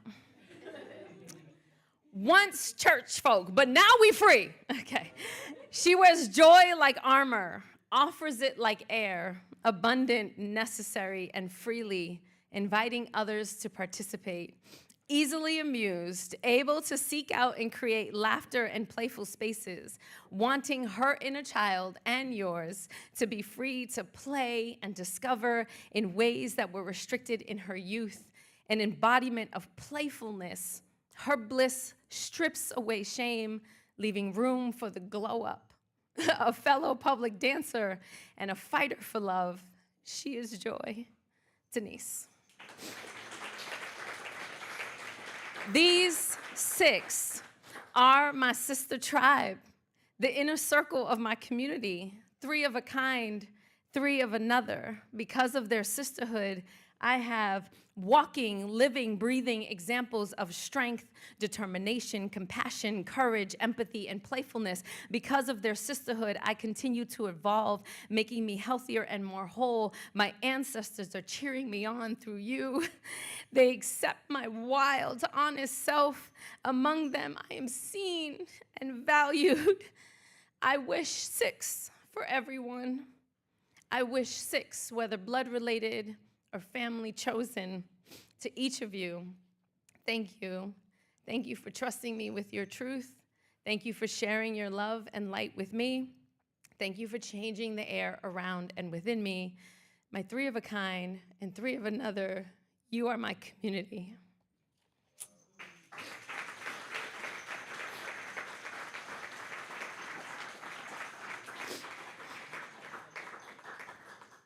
You should have tissue up here. Okay, so here's what I like to do because we're participating, right? So there's this practice that I learned. I work for this thing called the Playmaker Project, and there's a practice that I learned. And the Zulu people, when they would see each other passing, Americans tend to go, "Hi, how are you?" And not even like wait for the answer or like, and we tend to go, "I'm fine," and you're not fine. So in the Zulu tribe, they don't do this. Instead, they pause, and instead of asking a question that they don't have time to receive the answer for, they say, "Sawubona." And the word sawubona means, "I see you." So I would like us to just collectively take a moment to just see each other. I'm going to invite you, and it is an invitation, to get out of your seat and to meet 2 new people. Don't say, "Hi, how you doing?" Don't do that. Let's not pretend. Just see them. There's this great quote that Nas has in a song, and I'm not kidding, and he talks about how, I'm gonna read it right here. This is what it said: "People fear what they don't understand and hate what they can't control." And I realized that if we don't communicate, we don't understand, and if we don't see each other, we can't communicate. So we're gonna bring it all the way back to the basics. Let us just see each other. So I'm going to invite you to participate in a moment of sawubona and just see your fellow human being. Take a moment, look them in the eyes. I see you. Move on to the next person. Go ahead.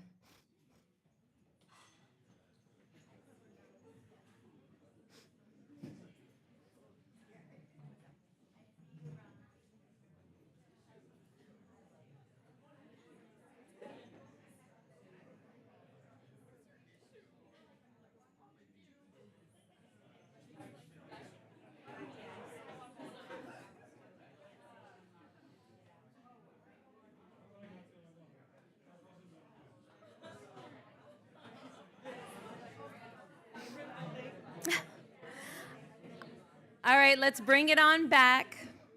Because I'm hearing way more words than I see you. You're missing the assignment.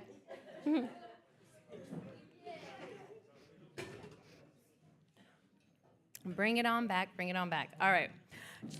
Act 3. This is the end. We're coming to the end. Thank you so much for participating in that. What I love is after we do a small sawubona, everybody's like this. You're welcome. I'm your dopamine dealer. You're welcome. I'm here for you. Yeah. Dopamine. You know, like, you ever see those commercials? Maybe it was real back in the days, but like the cartoons when the guy's walking around with the black jacket and he's like, "You looking for a," right? I'm like, "You looking for some dopamine?" I see you. I see you. I got some affirmations over here. I got some gratitude. All right. So this is Act 3. This is us in Mother Earth, right? We've come back to the self. We've seen each other. And now Mother Earth. Yummy. So one day I was having a bad day. It was a bad day, but this beautiful thing came out of it. So it's called 3 breaths. Oh. 3 acts, 3 of a kind, 3 of another, 3 breaths. I didn't do that on purpose. 3, 3, 3, like, whoa. Okay. Listen. Thunder thumped between my ears. Tears escaped their ducts as rage pulsed my core and quickly spread through my veins to every limb. The room began to sway and simultaneously shrink, threatening to crush every bone. Attempting to flee the danger that happened within me and filled the space, the heaviness of my head led me staggering towards the door. Whipping open the door and crashing through the screen, I stumbled down what felt like the longest flight of 3 stairs ever. I paused barefoot on the earth, my own heartbeat like a rapid shamanic rhythm originally overtaking me, but now in the open air, calming me and inviting me to breathe along with it.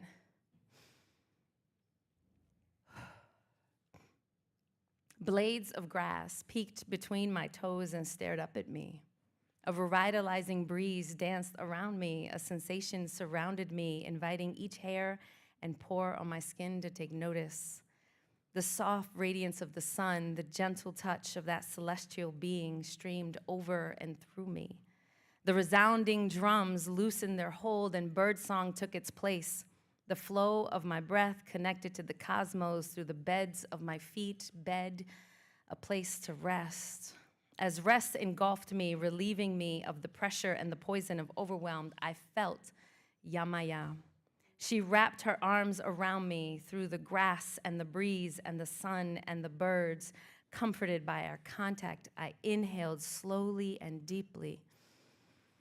And I felt her, all of her, draw close as if every living creature came near, every tree leaned in, every great expanse of the sky delivered a forehead kiss. And upon my exhale, I felt everything and everyone lean away. The sky and the air spread far and wide beyond the earth and the stars to galaxies I've never known.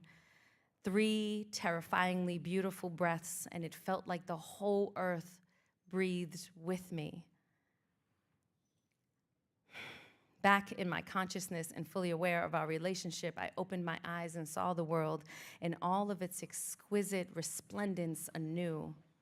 I vowed to take better care of her, knowing that she has and always will take care of me. Be with me here and now, Mother Earth, Yamaya. And all it took was 3 connected breaths.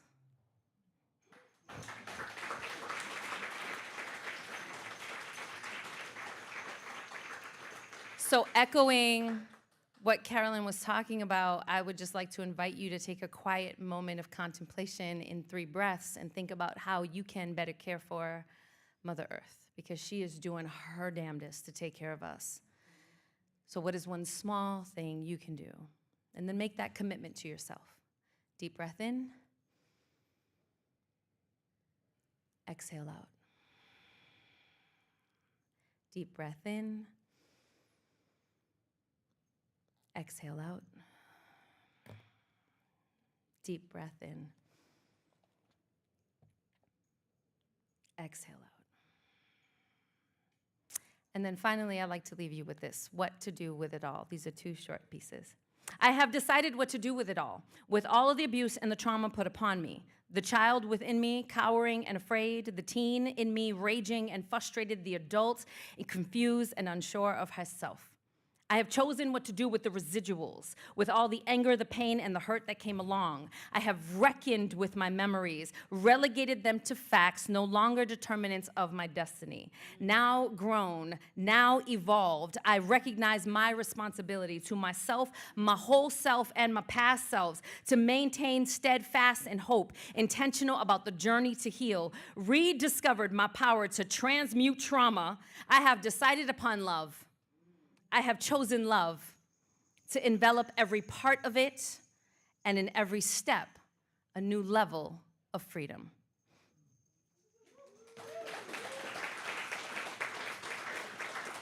So I would like to end with love, because we started with love. We've been in love the whole time.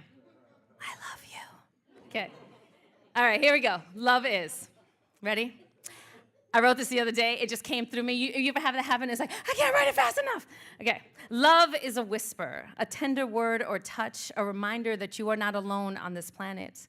Love is a scream, a proclamation in your defense and of your humanity, a reminder that you are not alone in this fight. Love is a poem, a gathering of words declaring a truth that lives inside of you, a reminder that you are not alone in this experience. Love is a movement, the limbs stretching and pulling, a demonstration of our ability to expand and contract, a reminder that you are not alone in this growth. Love is a creation, paint intentionally smeared on canvas, toiled clay shaped and reshaped, metal made malleable, a reminder that you are not alone in these experiences. Love is a meal, grown by Mother Earth and prepared by human hands to nourish and sustain you, a reminder that you are not alone in your hunger. Love is a story, soft and stoic, powerful and pure, honest and true, to be held and to be shared, a reminder that you are not alone in this space. Love is a verb. Love is a verb. Relentless and inevitable. Love is a verb, a whisper and a scream. Love is a verb, a poem and a movement. Love is a verb, a creation and a meal. Love is a verb. Love is a story to remind you that you are not alone ever. Thank you.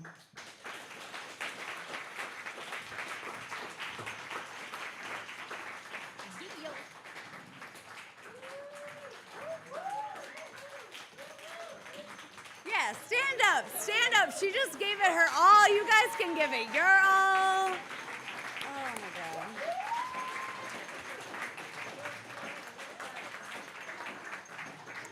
Ow, ow. I just want to say, real quick, my mom passed away in October, and she was a woman who danced. We went to raves together. So I just want to let you guys know that, like, those lessons, all the moms in here, really, all you women in here, all of you nurturers in here, men, women, whatever, when you teach people, like, lessons about how to persevere, like, just letting you know, like, they can, and they do. So none of that effort is ever wasted. And it's so beautiful to, like, see that connection. Thank you so much for sharing, and thank you so much for being your daughter, and thank you so much for being here. Thanks.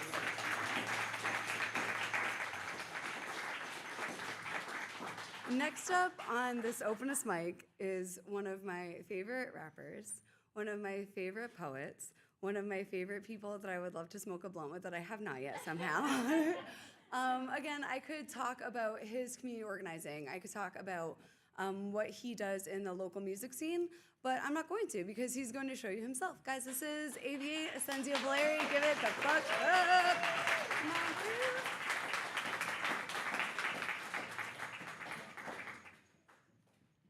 Hey, peace, y'all. How y'all doing tonight?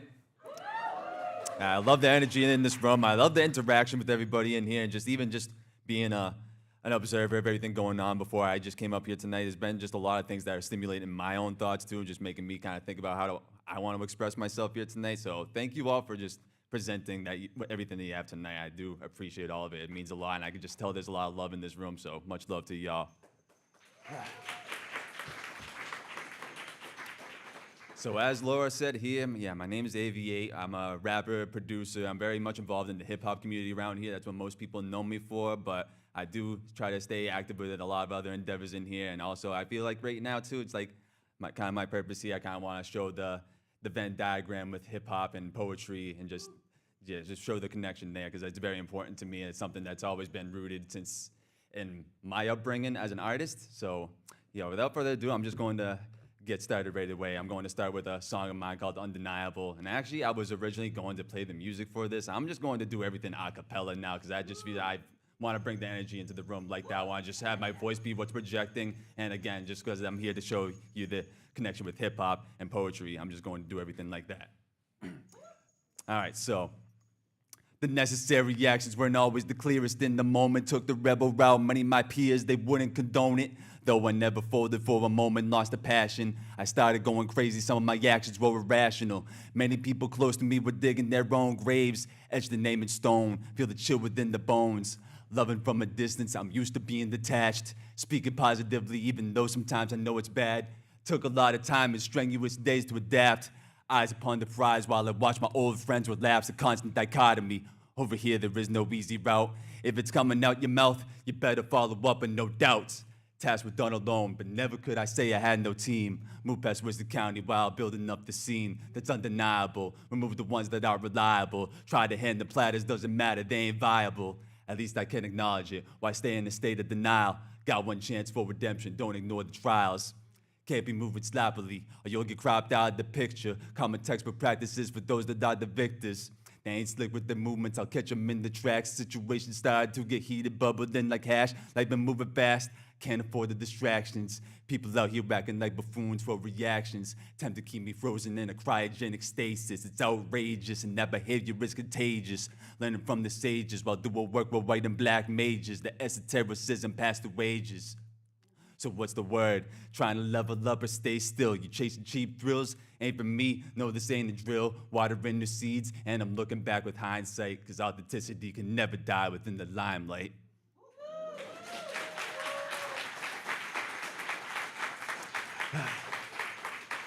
So yeah, that's undeniable right there. And again, just all the conversation in here really stimulated a lot of my thoughts about everything going on, especially Maria here. I feel like you talk about a lot of love, connection, and being in tide with your roots. And I love all that type of thing, talk, because like personally for me with my upbringing, I was not really connected with my roots a lot. I'm very, as again, I even said there, I'm very disconnected from a lot of the people that I would have liked to have, a lot of the connections I would have loved.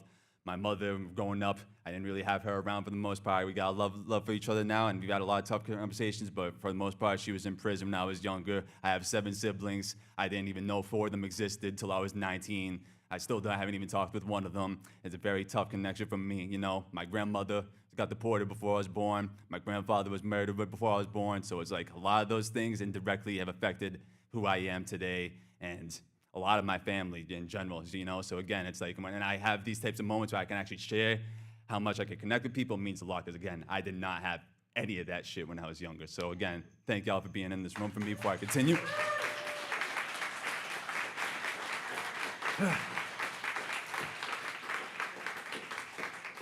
All right, so next one I want to share, this is one of my most recent things I've written. This song is called Glass Shards.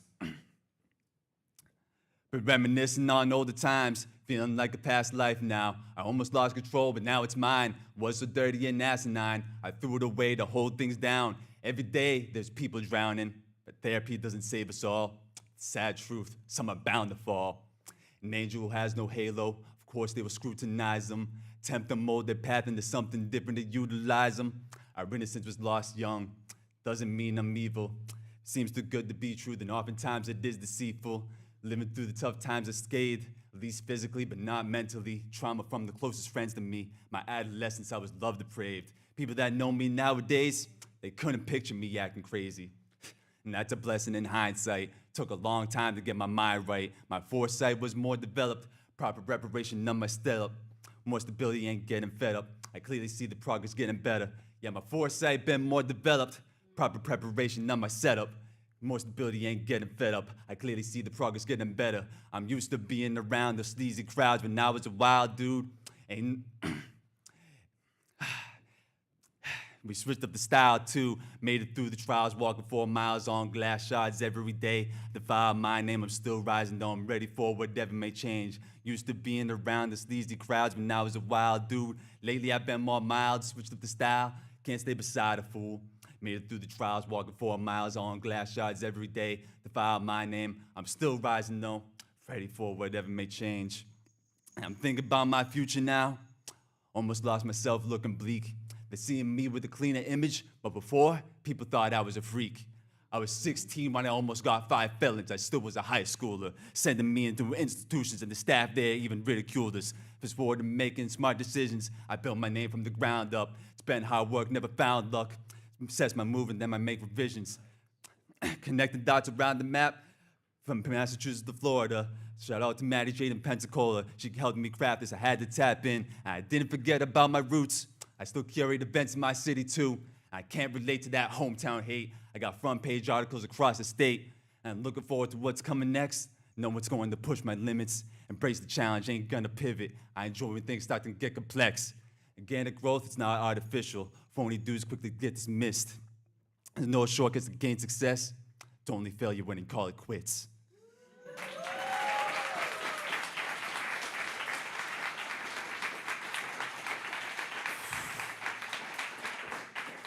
Thank you all. Thank you all. Again, I get really emotional when I'm doing all this, and usually, honestly, I don't really talk like this at all when it comes to my work. Usually, I just gotta let my music kind of speak for me. You know, it kind of makes the connection.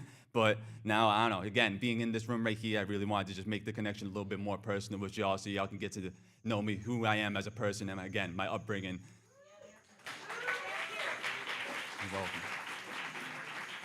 Now another thing too, might as well address this right now. You might be wondering what the hell is in the background right here.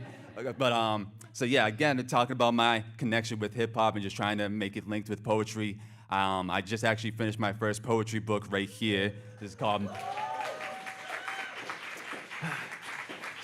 So the book is called My Descent Before Dissension, and I feel like the name is self-explanatory, but again, it's talking about really a lot of my tough upbringing, how I had to fall so many times, rise and fall so many times before I could really pick myself back up again. Some of the things I've already said right here are actually in this book. The book actually has some of my lyrics just in written poetic form. It has some things going all the way back to 2015, when I've been doing this more so since 2019. So again, for y'all to connect to my roots, and then some stuff that's unreleased as well that's going to end up being in future songs. So yeah, I just wanted to present that to y'all. Much thank you again. The artwork here is done by Alex Duffy. He's another person from Leominster, Massachusetts, and he's just another person that's they're very active in their community. So I really wanted to just make sure I made that connection too, because again, I've been doing a lot of stuff around here since 2019, just being involved in the art museum, being involved in other endeavors. So it's important for me to make those types of connections where I see them rooted here, you know?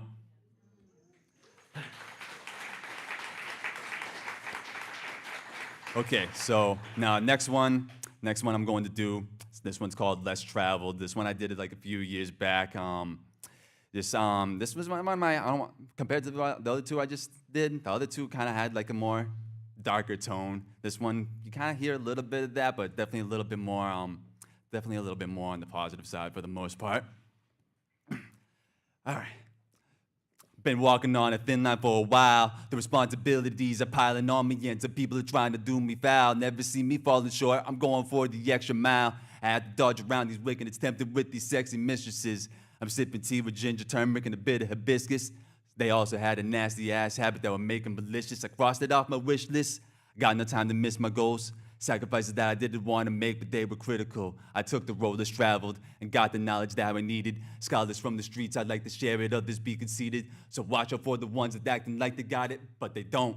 Stagnant with the growth until they falling back and staying prone. They're moving like some drones, thinking like some clones. I ain't reached a plateau, I'm about to go into another zone. Turning dreams into reality, I know they're tangible. I stomp on anybody in my way, I know they're frangible. Don't mistake me for a pacifist. Might know how to keep my cool. If you act blasphemous, I might have to slap you. Cracking like a snapper, then of course I bring the facts to you. Daily finding newer ways to increase all my attributes. The way I had to do it is what you should be doing too. I had to pay my dues, oftentimes there came a painful truth. Still I wouldn't know it about the past and made me stronger. Everything that I feared was eventually conquered. Couple people tried to start some beef over some hella goofy shit.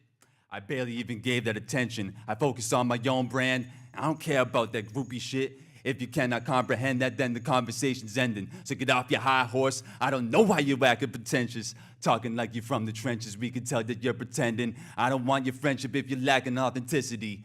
I don't gotta do no cornball shit to get publicity.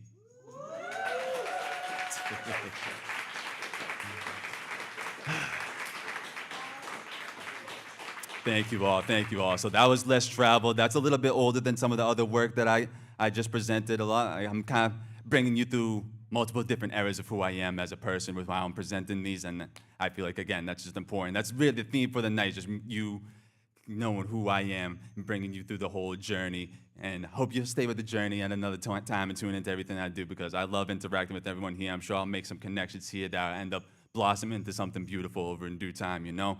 That's what it's all about. So got a few more for y'all. All right, so now this other one is called Came Prepared. You know, actually, this is something I do too sometimes. Sometimes I like to just kind of switch things up a little bit from what I planned spontaneously. I'm gonna do one called No Other Options. This one, if you're familiar with my music, people know this one a lot, but just kind of feels like something I really want to present right now instead of later. So You better step to the side if you ain't got the same passion as me. I don't give a fuck about your broads or your flashy dreams. Path I'm on, it's not the same as most of my peers. A lot of people doubted me that didn't think my words would be sincere. Hatred often comes from people lacking faith within themselves. And the type of shit I've been through, it's like I made it through the depths of hell. My father tried to keep me innocent. I love him for that. But it didn't stop me from being in predicaments. I was friends with both the plugs and the addicts. I've seen a hustler make some stacks and lose it all from temptation, have no control of habits. That's tragic though expected. You only make it out if you're obsessive about all your goals, so don't lose sight of the objective. So focused that I turn reclusive, already known to be elusive. Might be outside a couple times, I ain't dealing with a nuisance. I'm doing what I want regardless, I don't need their 2 cents. Right when the convo started, I could tell that they were clueless. This is just the beginning, not sure exactly where I'm going, but I'm rising, I ain't stopping, got no other options. I love the journey, I'm not resting at the destination. Steady plotting, got more people watching, I ain't hesitating. This is just the beginning, not sure exactly where I'm going, but I'm rising, I ain't stopping, got no other options. I love the journey, I'm not resting at the destination. Steady plotting, got more people watching, got me hesitating. The pressure often comes with scars, the wounds have made us who we are. We can stay attached to those memories, some put them in their melodies. Some go to where the ribbons be, some go to where all the felons be. Make sure you're level-headed, these peddlers might try to sell your dreams. I'm from central Massachusetts, making out-of-state connections lately. This hip-hop shit actually saved me. I had to take an unexpected route. It came with a lot of weight, and I ain't stopping anytime soon. Came with a lot to say. Competition doesn't scare me, chuckling in front of their face. There's more important things to care about that I choose to embrace. I'm wishing there was more than 24 hours in a single day. It's passing by too quickly. I ain't letting that all go to waste. Said it was distasteful, but I refuse to be force-fed. I'm going against the odds, slowly flying out of orbit. My future was looking bleak, but then I found a way to morph it. I gotta take it playful. I don't accept the measly portions. This is just the beginning, not sure exactly where I'm going, but I'm rising, I ain't stopping, got no other options. I love the journey, I'm not resting at the destination. Steady plotting, got more people watching, I ain't hesitating. This is just the beginning, not sure exactly where I'm going. I'm rising, I ain't stopping, got no other options. I love the journey, I'm not resting at the destination. Steady plotting, got more people watching, I ain't hesitating.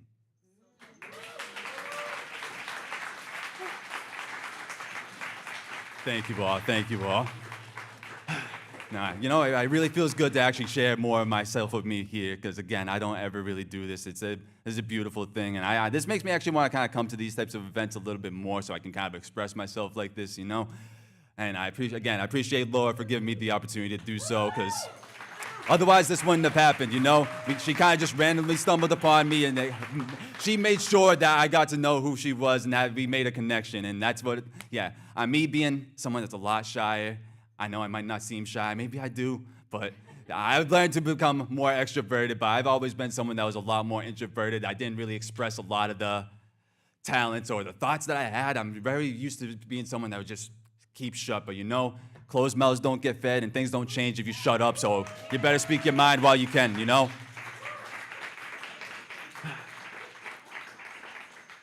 So I got one more thing I'm going to read, and this one, I don't know if anyone's really noticed, because I rap, I like to I don't even usually read anything that's on pages and stuff like that, but I'm going to actually read you like a little a poem from my book here, My Descent from Dissension. I'm going to kind of close it off like that so you can see something that's a little bit new. This is actually, it's funny, it's new to y'all, but it's very old to me. This is actually one of the things that I wrote probably back in, I want to say 2017 that I wrote this, but it was, I still feel like it's very relevant to my state of mind right now and the things I'm kind of talking about in the current moment, so that's why it's also included in the book. So this poem, now I'm going to be closing things off with, it's called Course of Action. Ever wonder what your life would be like if you took a different course of action? Lustful memories chasing satisfaction, opposing factions watching like the fans but never take their own chances. They're stuck in loops within their circumstances, attempt to put me in a trance, but won't follow along with all the dances. And I don't have to expose them, the artificial will get just opposed. Ignorance is what they chose, it got them stagnant and frozen within the moment. Is this what's supposed to happen? That's primal energy, you can see that the nature is spoken. There is no hiding it. Too much pride might get you killed, so make sure you're not getting misguided. and stars will not align on their own. Do you understand the assignments?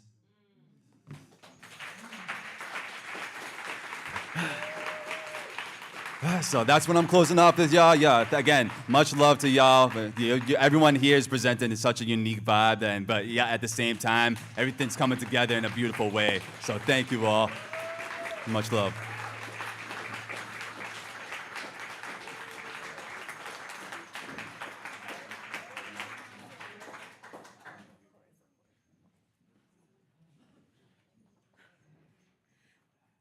Yeah, like you already knew to stand up because I was fucking sick. Thank you so much for doing that. Guys, I just want to say, like, I am, like, you might not know this about me. I love hip hop. Like, I, like, was raised on hip hop. And, like, when I listen to Ascensio, I feel, like, when I was, like, first starting to listen to Tupac, where I'm like, oh, like, that's something that I don't necessarily understand, but I can see it, like, through, like, the complex facets of somebody who isn't just angry and who isn't just sad. Somebody who understands, like, the passion of where they're from and has a pride in that, but still realizes that things need to change. So again, I just really want to thank you for like bringing that energy here and bringing that energy to Fitchburg and bringing that energy to a museum. And again, thank you guys so much for being here.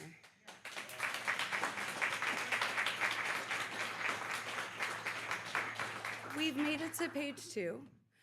We're in like the 8 o'clock hour. This event does go until 9, and we're going to be super courteous to the Fitchburg Art Museum. Unfortunately, we do have like a bunch of more people on this list, so realistically it does mean we are probably going to miss a few. Our next event, we actually have a shitload coming up in August, so I'd recommend looking at our Facebook, our YouTube, our Instagram, or our article in the Lunenburg Ledger, which drops tomorrow, surprise. Like I said, I'm gonna try to get to everybody. This is like kind of like the last I'm gonna be fucking chatting up here, and I will just say that as you're coming up, just be cognizant that we are kind of like the winding down phase, and if there's something that you cannot say, be cognizant. Anywho, that's just in the sake of getting everybody up as much as possible. Oh man. Next up on this Openest Mic is A-double-L-A-N. Alan, come on up, guys. Give it up for Alan.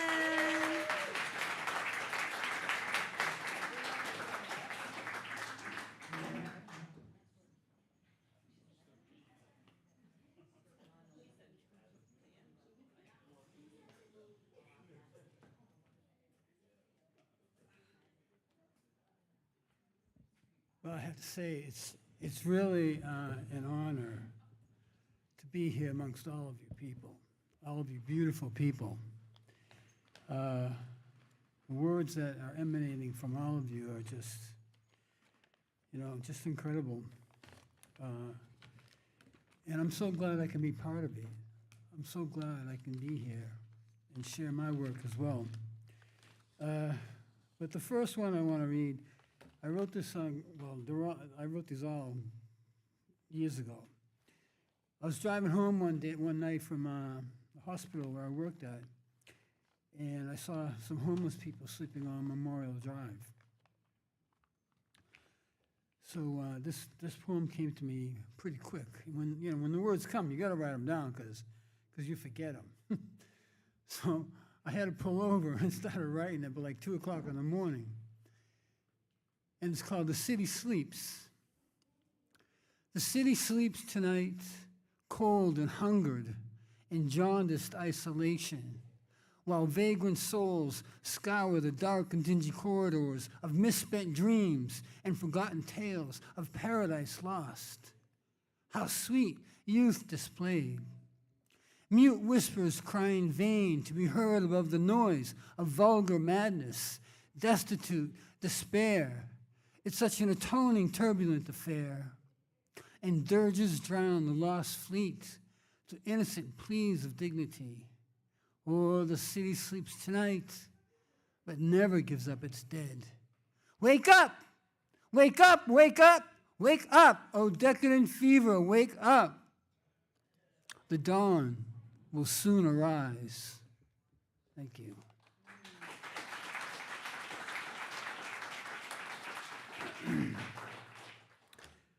Okay, so this next one is called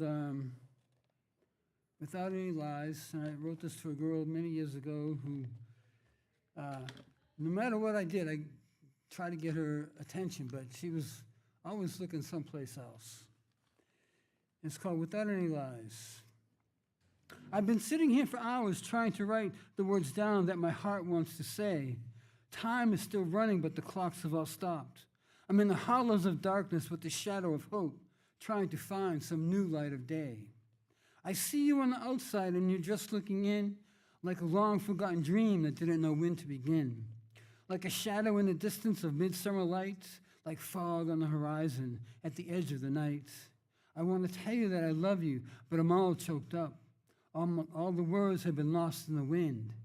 The words are haunting. Where do I start to begin? But maybe if you saw me and you looked in my eyes, you'd see the words written without any lies. Maybe if you saw me and you looked in my eyes, you'd see the words written without any lies. Now the silence is deadly and it cuts like a knife. The words all unspoken like fire and ice. The darkness is heavy, it's taking its toll. Its icy cold walls to a bottomless hole. And hope is still glimmering in search of the light. I'm still trying to find a new sense of sight. But maybe if you saw me and you looked in my eyes, you'd see the words written without any lies. Maybe if you saw me and you looked in my eyes, you'd see the words written without any lies. You'd see the words written without any lies. Then all of the answers would fall into place. The darkness would end without leaving a trace. The light would appear like a new blazing sun. All the words would be spoken without speaking one. But time is just somewhere that seems out of reach, like being alone in a crowd on the beach. And my heart is whispering what it wants to say as I search the darkness for some new light of day. And only if you saw me and you looked in my eyes, you'd see the words written without any lies.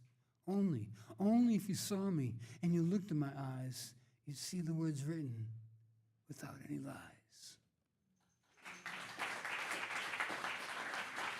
Thank you. This next one, it's about sticking by someone when they're down and out. It's called Stand By You. When the night is long and the day begins to dawn, when you find yourself so all alone between a heartache and a love that you can call your own, when the light appears and the end is not in sight and your world begins to crumble, when a broken heart causes you to stumble, when the tears begin to fall, when you think that you have lost it all, don't be so sad, wash away your blue, I'll be the one to stand by you. I'll pick you up when you are down. I'll give you strength to carry on. I'll build your confidence until you are strong. I'll bring your smiles as far as you can see. You can count on me. When the storm is raging and you have that inner doubt, when that sea of confusion won't let you think it out, when you find yourself so all alone, when there is no place you call home, don't be so sad, wash away your blue. I'll be the one to stand by you. I'll be the one to stand by you.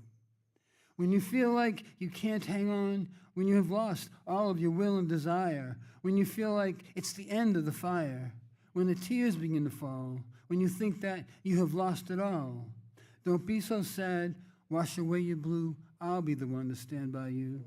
I'll be the one to stand by you. I'll be there by your side. You will never have to hide. I'll never let you fall, you'll see. I'll give you all I have of me. Don't be so sad, wash away your blue. I'll be the one to stand by you. I'll be the one to stand by you. Thank you.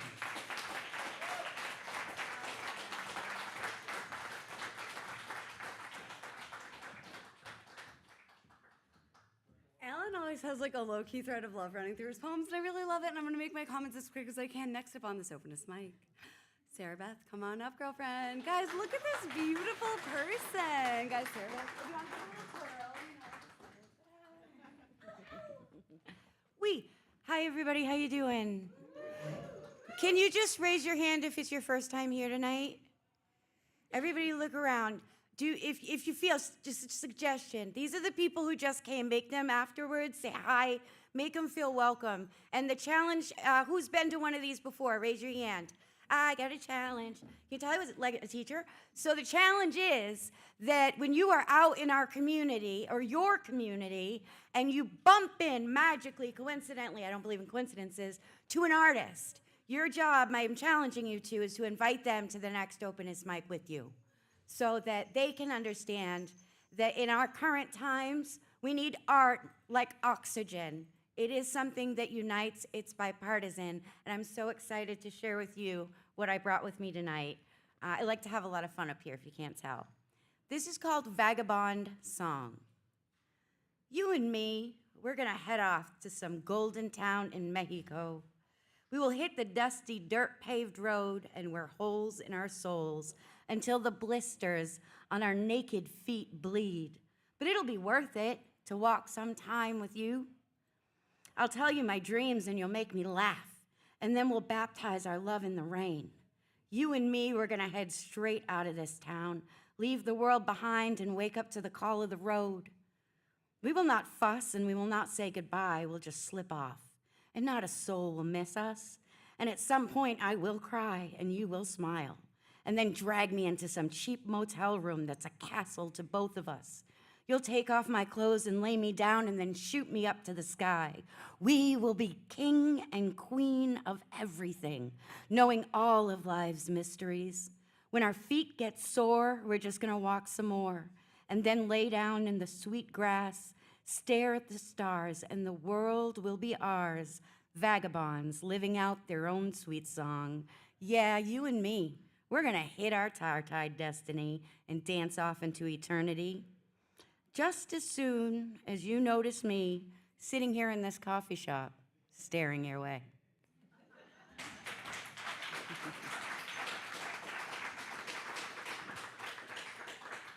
Thank you. So I chose, are any of the Barbies still here? Middle-aged divorced Barbies around, or did they go home? Did they go home? No, oh, it's okay, because I'm not a Barbie, I'm Vixen of the Dust. Vixen of the Dust is the next poem. 3 kids, half Cape house, 3-bedroom. Oh yes, this is me. Vixen of the Dust. I clean the house naked.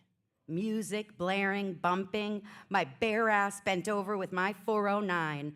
I scrub and shine those dishes, fluff up the cushions just so, sucking up the lint hard with my Hoover, hips swaying to the muffled music, dirt flying away. My house, my space, and the kids are away. The music is blaring, and I am a housemaid goddess, Vixen of the Dust.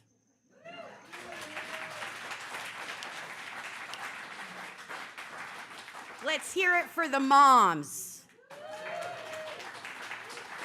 We can be sexy too. We can be sexy too, and nurturing. We can be both. We're safe. Safe moms in the room. Okay, and this one is a new one I'm gonna read to you guys. I just gotta find it here. Won't be far. Okay. Okay, here we go. I wish that our feature was still in the room because I would have liked her to hear this. I would really appreciated the connection piece. And this poem was inspired by an Openest Mic, and the title is called Trigger Warning. If art is a trigger warning, then I was born with a license to carry in this here disaster. Words and I are married like the twin I ate in the womb to create this space for you. Born, boom!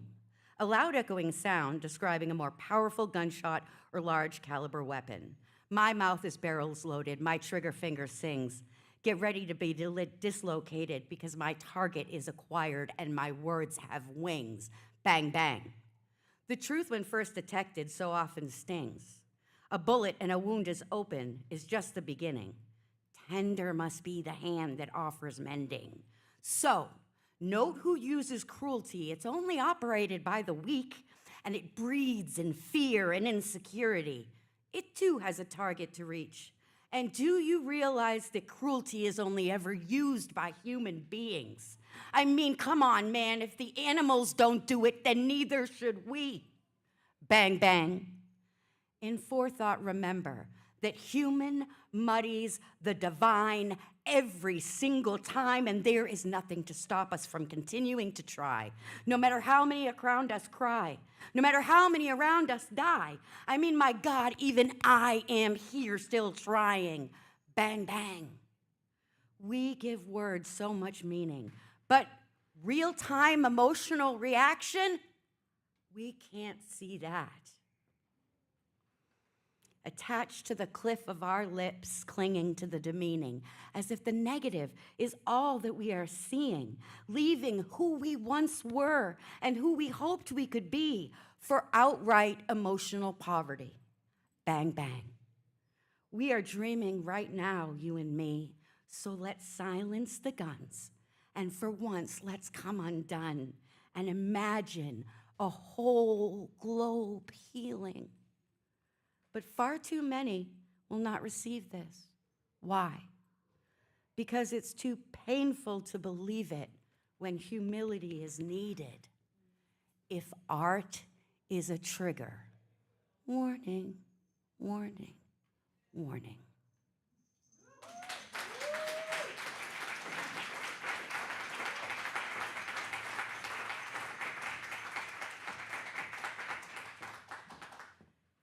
Beth, and if you like her poetry and her vibe, I super strongly recommend being her friend because she was one of those poets who will send you her poetry, and those are my favorite kinds of friends.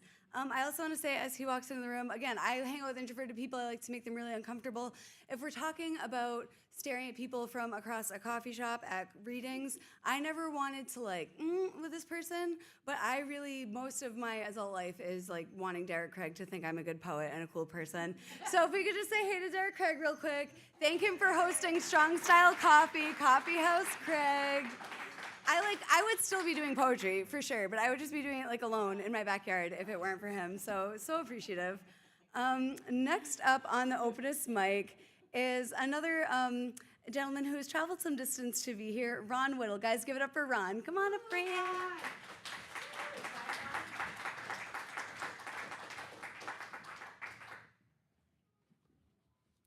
Thank you very much. I got one question to ask before I get started. Is there any veterans out there? Sure. I salute you. Welcome home.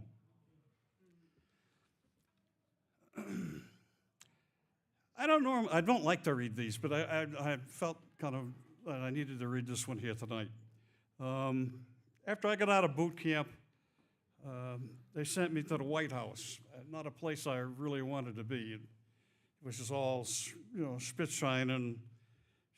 Anyway, it was just more than I wanted to do. When I got there, I was walking up the driveway to the White House, and the Secret Service agent stopped me and said, "Where the hell do you think you're going?"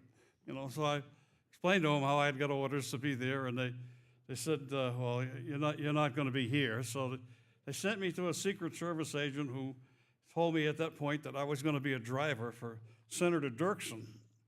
Senator Dirksen back in 1960, oh boy, God, I'm aging myself here. Back in 1966 was the head of the Armed Forces Committee. So I drove him around for about three months or so, and he was one of the coolest guys I ever met. Where he went, I went. If he stayed overnight, I stayed overnight, and he would stock the refrigerators with beer and steaks and you name it. He was great that way. Anyway, when my time ended, he said to me, "What do you want to do while you're in the Navy?" And I said, I want to fly, and I want to be a part of NASA somehow. And he said, "Done."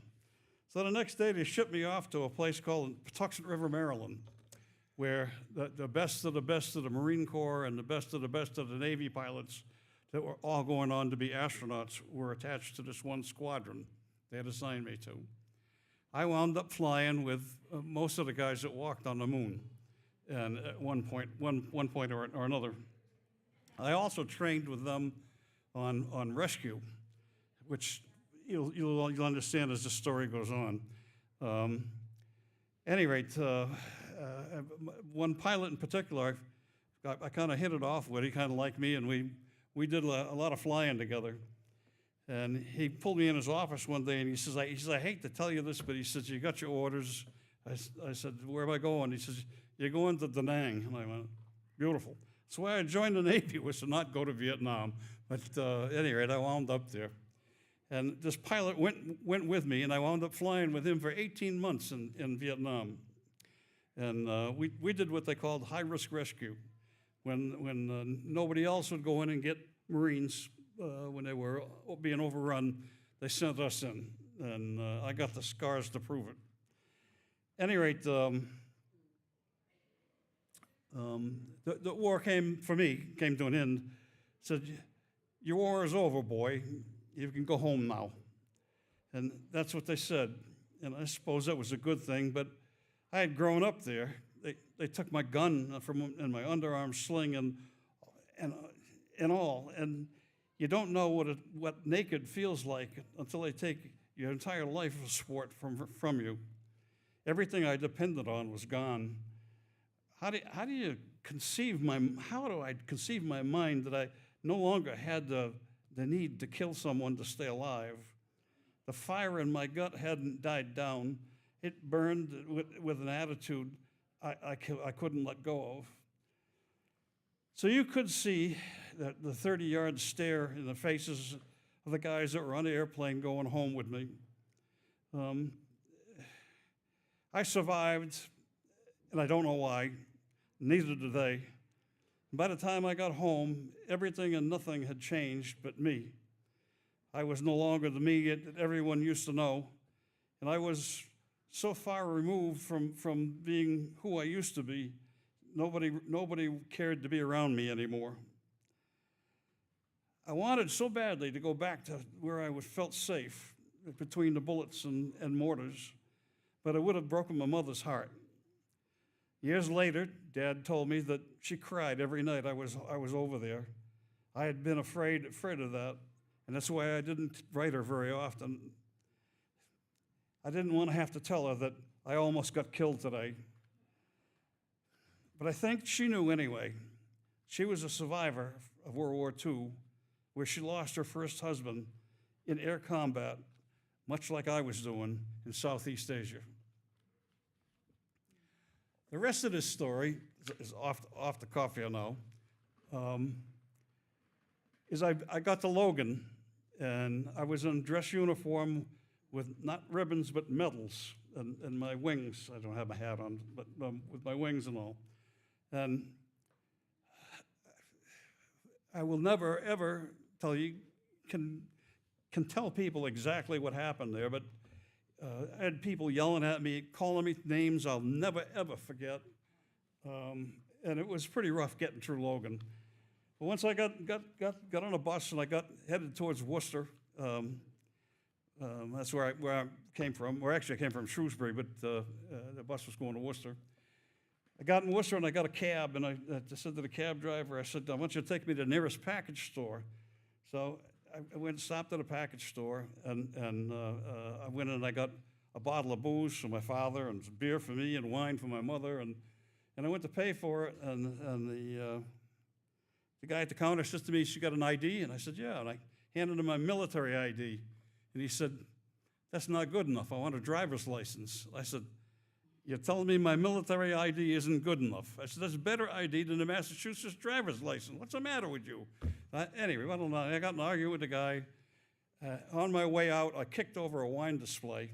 By the time I got to the cab, there was 2 cruisers, and they brought me down to the police station, and as I'm walking in, I had a sea bag on my shoulder, and there was a desk sergeant there, and he took one look at me, and he says, "Sit him over here." I sat down next to him, and I started talking to him, and it turns out he was a Marine, or had been a Marine, and we kind of hit it off, and he said, "So what happened?" So I told him what happened, and he said, "I'll be back." He said, "Don't move." I took off, and he come back about a half hour later, and he says, "It's all set. You don't have to worry about paying for the wine display." I can only imagine he must have gone there and read them the riot act there, but that's probably what happened. Anyway, I'm sitting at his desk, and he says to me, "Does your parents know you're coming home?" I said, "No, I didn't tell them I was coming home. I didn't have time." And so anyway, bottom line is, he said, "Call your mother." So I picked up the phone on his desk there, and I called my mother, and my mother answered. I said, Mom. And she goes, yeah. I says, I got some good news, I got some bad news. She says, what's the good news? I'm home, I said. She said, oh, good God, thank you. And I said, well, the bad news is I'm in jail. So that's my coming home party. At any rate, there is a good side to all of this that I'm going completely off the cuff here now. It's, if you saw the movie Apollo 13, I'm in it. And the reason I'm in it is because they use actual footage of the actual recovery. And they pulled me and my pilot out of Vietnam because we had practiced with these guys, Jim Lovell and Fred Hayes, on rescue and from an Apollo space capsule. So, anyway, that's what we wound up doing. That was the last thing I did in the Navy, was to rescue those guys, which was awesome.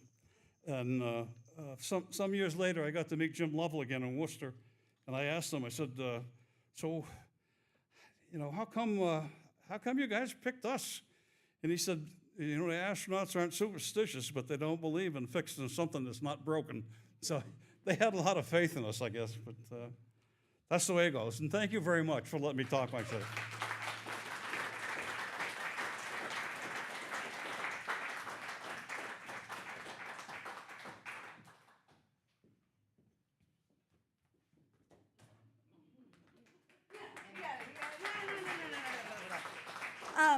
Yeah, so like it's that thing of like any Americans can say like thank you for your service, for sure.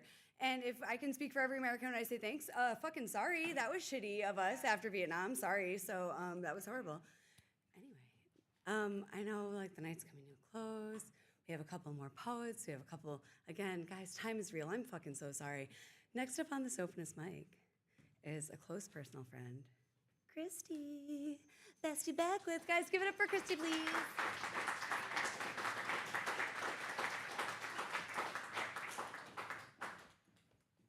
Hi, everybody. I brought my wingman. This is Silas. You are getting the Unhinged Notes app 3 poems because I've pretty much said every poem that I've written, like, and tried really hard on to edit. So my grandmother died in January. What do you do when you're a poet? You write a poem about it. My mind is fucked. So this is cliches for a beloved grandmother. An apple a day keeps the grandma away. Don't beat a dead grandma. Don't cry over spilled grandmas. Cry me a grandma. You really put the nail in grandma's coffin. This is the last grandma. Bury grandma's hatchet. Just killing grandma. Just buying grandma. Home is where the grandma is. Thank you.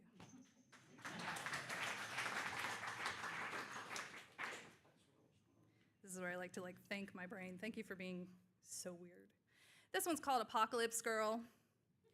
I am the last girl to hide the violence of men behind a game of dress up, the first to return the plate of your comfort for a meal I can stomach. What boils in a pot must proceed from the lip of the pan. That spilled water quenches the fire, but the match deserves a voice. There is no light I won't touch. There is no light that can't touch me. Have you ever caught a woman in a staring contest with her anger? She is a nightmare for authoritarians. And yes, I mean men. Bigots can't argue with a plate full of facts. They can't speak against a mouthful of grace.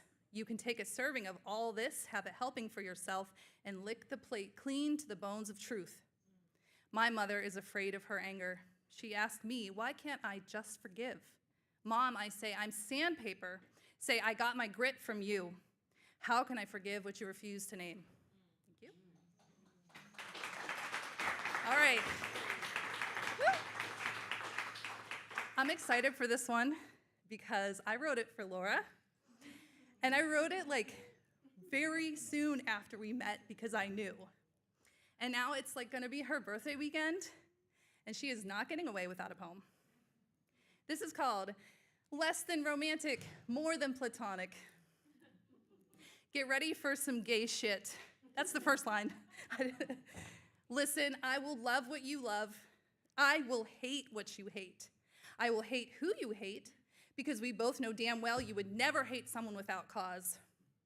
When you want some stupid pair of Lego glasses that no one on earth needs, I will buy them. I like you so much, it makes my husband jealous. Where else can I put this love? My husband won't take it. He won't run with it. He doesn't encourage my delusions. I used to think he was a practical grounding force until I learned how good it feels to fly. I don't have to be high to fly with you. I don't need a different brain to fit where you fit. Sometimes we are the only two living breaths in a world of graveyards. When did the breathing start to be what we feared? Tell your husband he has nothing to worry about. I am too lazy to kidnap you.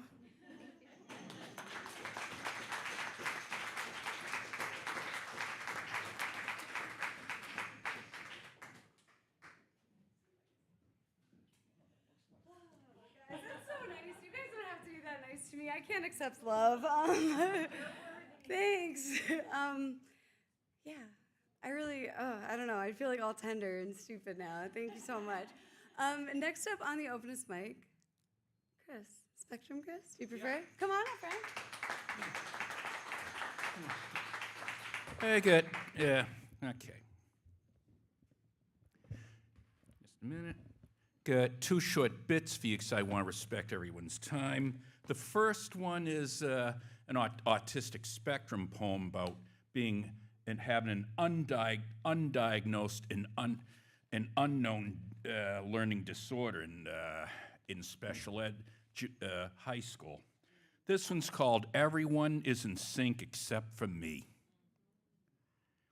If I survive my gym teacher's eagle sting when I drop the basketball in phys ed class, then I can get through almost anything. What right has he to call me something crass when I correct his spelling all the time? The social studies teacher is also an ass.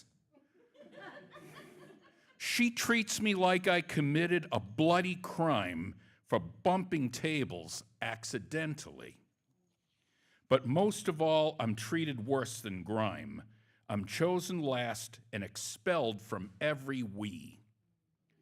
You couldn't blame me for wishing I was dead when everyone is in sync except for me. As a student, I can't figure out my jumbled head. Perhaps I'll strive to be a detective instead.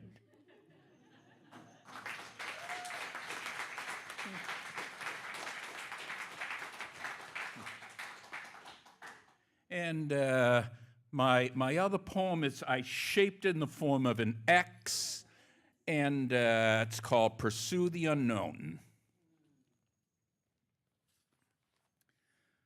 A spark of thought transformed inside a jadestone palace with crafted thunder and lightning lyrics, forging a mission of sublime faculty, instructing you to board a celestial dream-weaving ship. Pursue the unknown, collect fragments of knowledge from esoteric serpents, and assemble them to cross over and take a mystic stride up from ashes of fear to find a purpose and affirmation in eventual progress.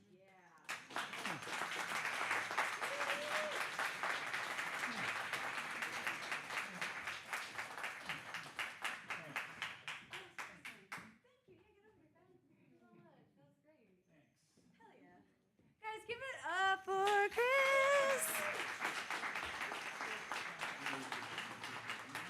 All right. Time has betrayed us once again. I'm getting older, the night is getting later, it's fucked. I really don't even have time for this last act, but I'm gonna let him go up because I love his music. It isn't that I don't love the Bone Crushing Dogs who also signed up. It isn't that I don't love Ricardo Barros who also signed up. I forget who else is on the list. I love them too. It's just, again, time is real and we need to be kind to the people who let us take up their space. So I'm just gonna say, like, if you guys wanna like start hugging your friends goodbye, give them little smoochy kisses, exchange phone numbers, exchange emails, follow us on YouTube. Check out the Lunenburg Ledger tomorrow. I forget what I said during the interview. It'll be a surprise for all of us. This is Mosby. Give it the fuck up for him. Give it the fuck up for yourself. Thank you so much for being here tonight. Number 21 coming up.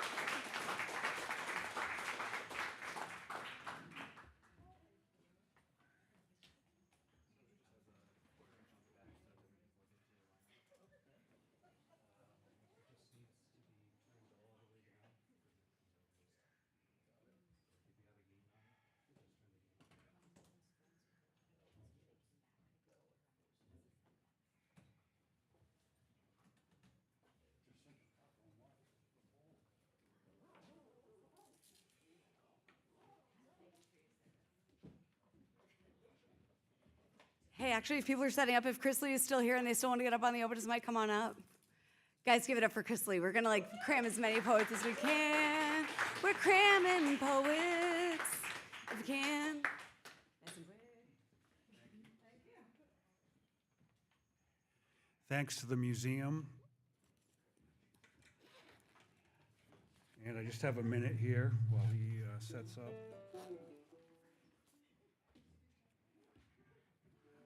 I'll just read a quick page of nature poems. I know there's a lot of pollution and trash out there, litter, so I like to get out into nature. This is called Words Fail Us. It's a form poem. Sparkle splash through trees, splashing through ripples of thought. Ripple, splash, sparkle. Between mist and drop, cloudy, mind, body, spirit, leaves turn up for you. Green and white, wind waves. Winds, stormy eyes, darkened skies. Wind, storm, rush around. Chamomile, sweet tips, soft rivulets, in pine straw, raptor shriek above. Deepest blue heaven, silver-lined clouds drift above. White drenched summer. Paper tree, smooth bark. Ancient crevasse, fireplace blaze. North heart, native love. Leaves, lichen, branches. Steamy, stormy days cooler. Naps in the lawn grass, living steam surrounds, pink freckles in the hot blaze, days of sand and sun. Thanks.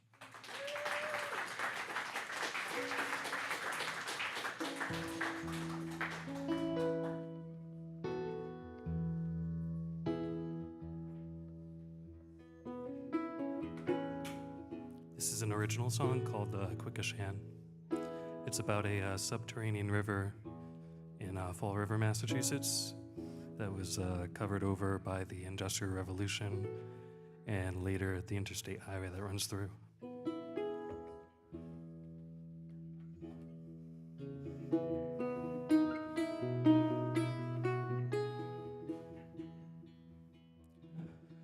You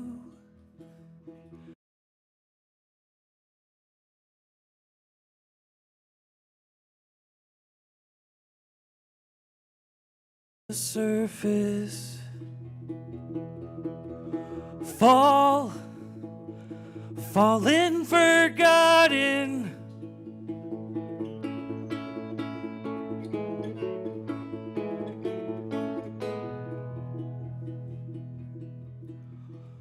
Falling water echoes through a culvert, deep river churning.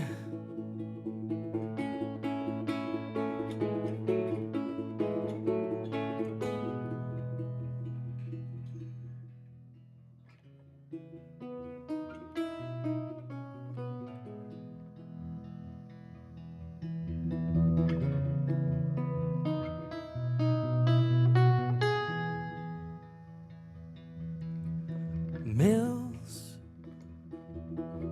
and freeways ebb and flow. Time to spend wasting.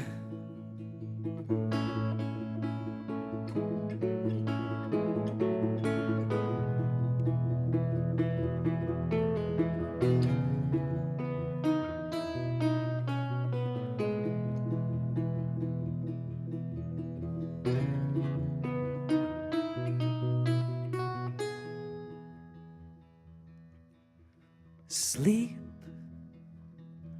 underground now. You weren't important enough Undertakers meet their makers, shallow dreams and setting suns. Some night to dream you wild river air. Still moments catch you and dispatch you, shallow dreams and setting suns. Rest,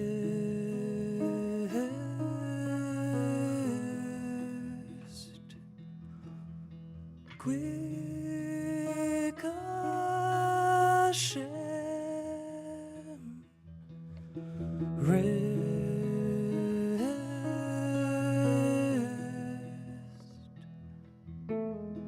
quick Hashem.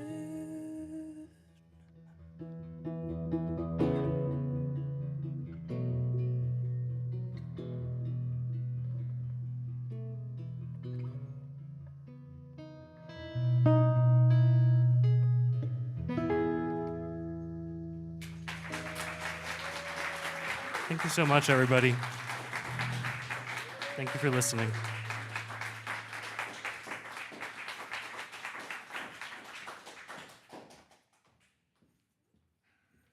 Okay, like news as it's happening. The Fitchburg Art Museum says next time we come here, it's gonna be 4 hours, just so you guys know.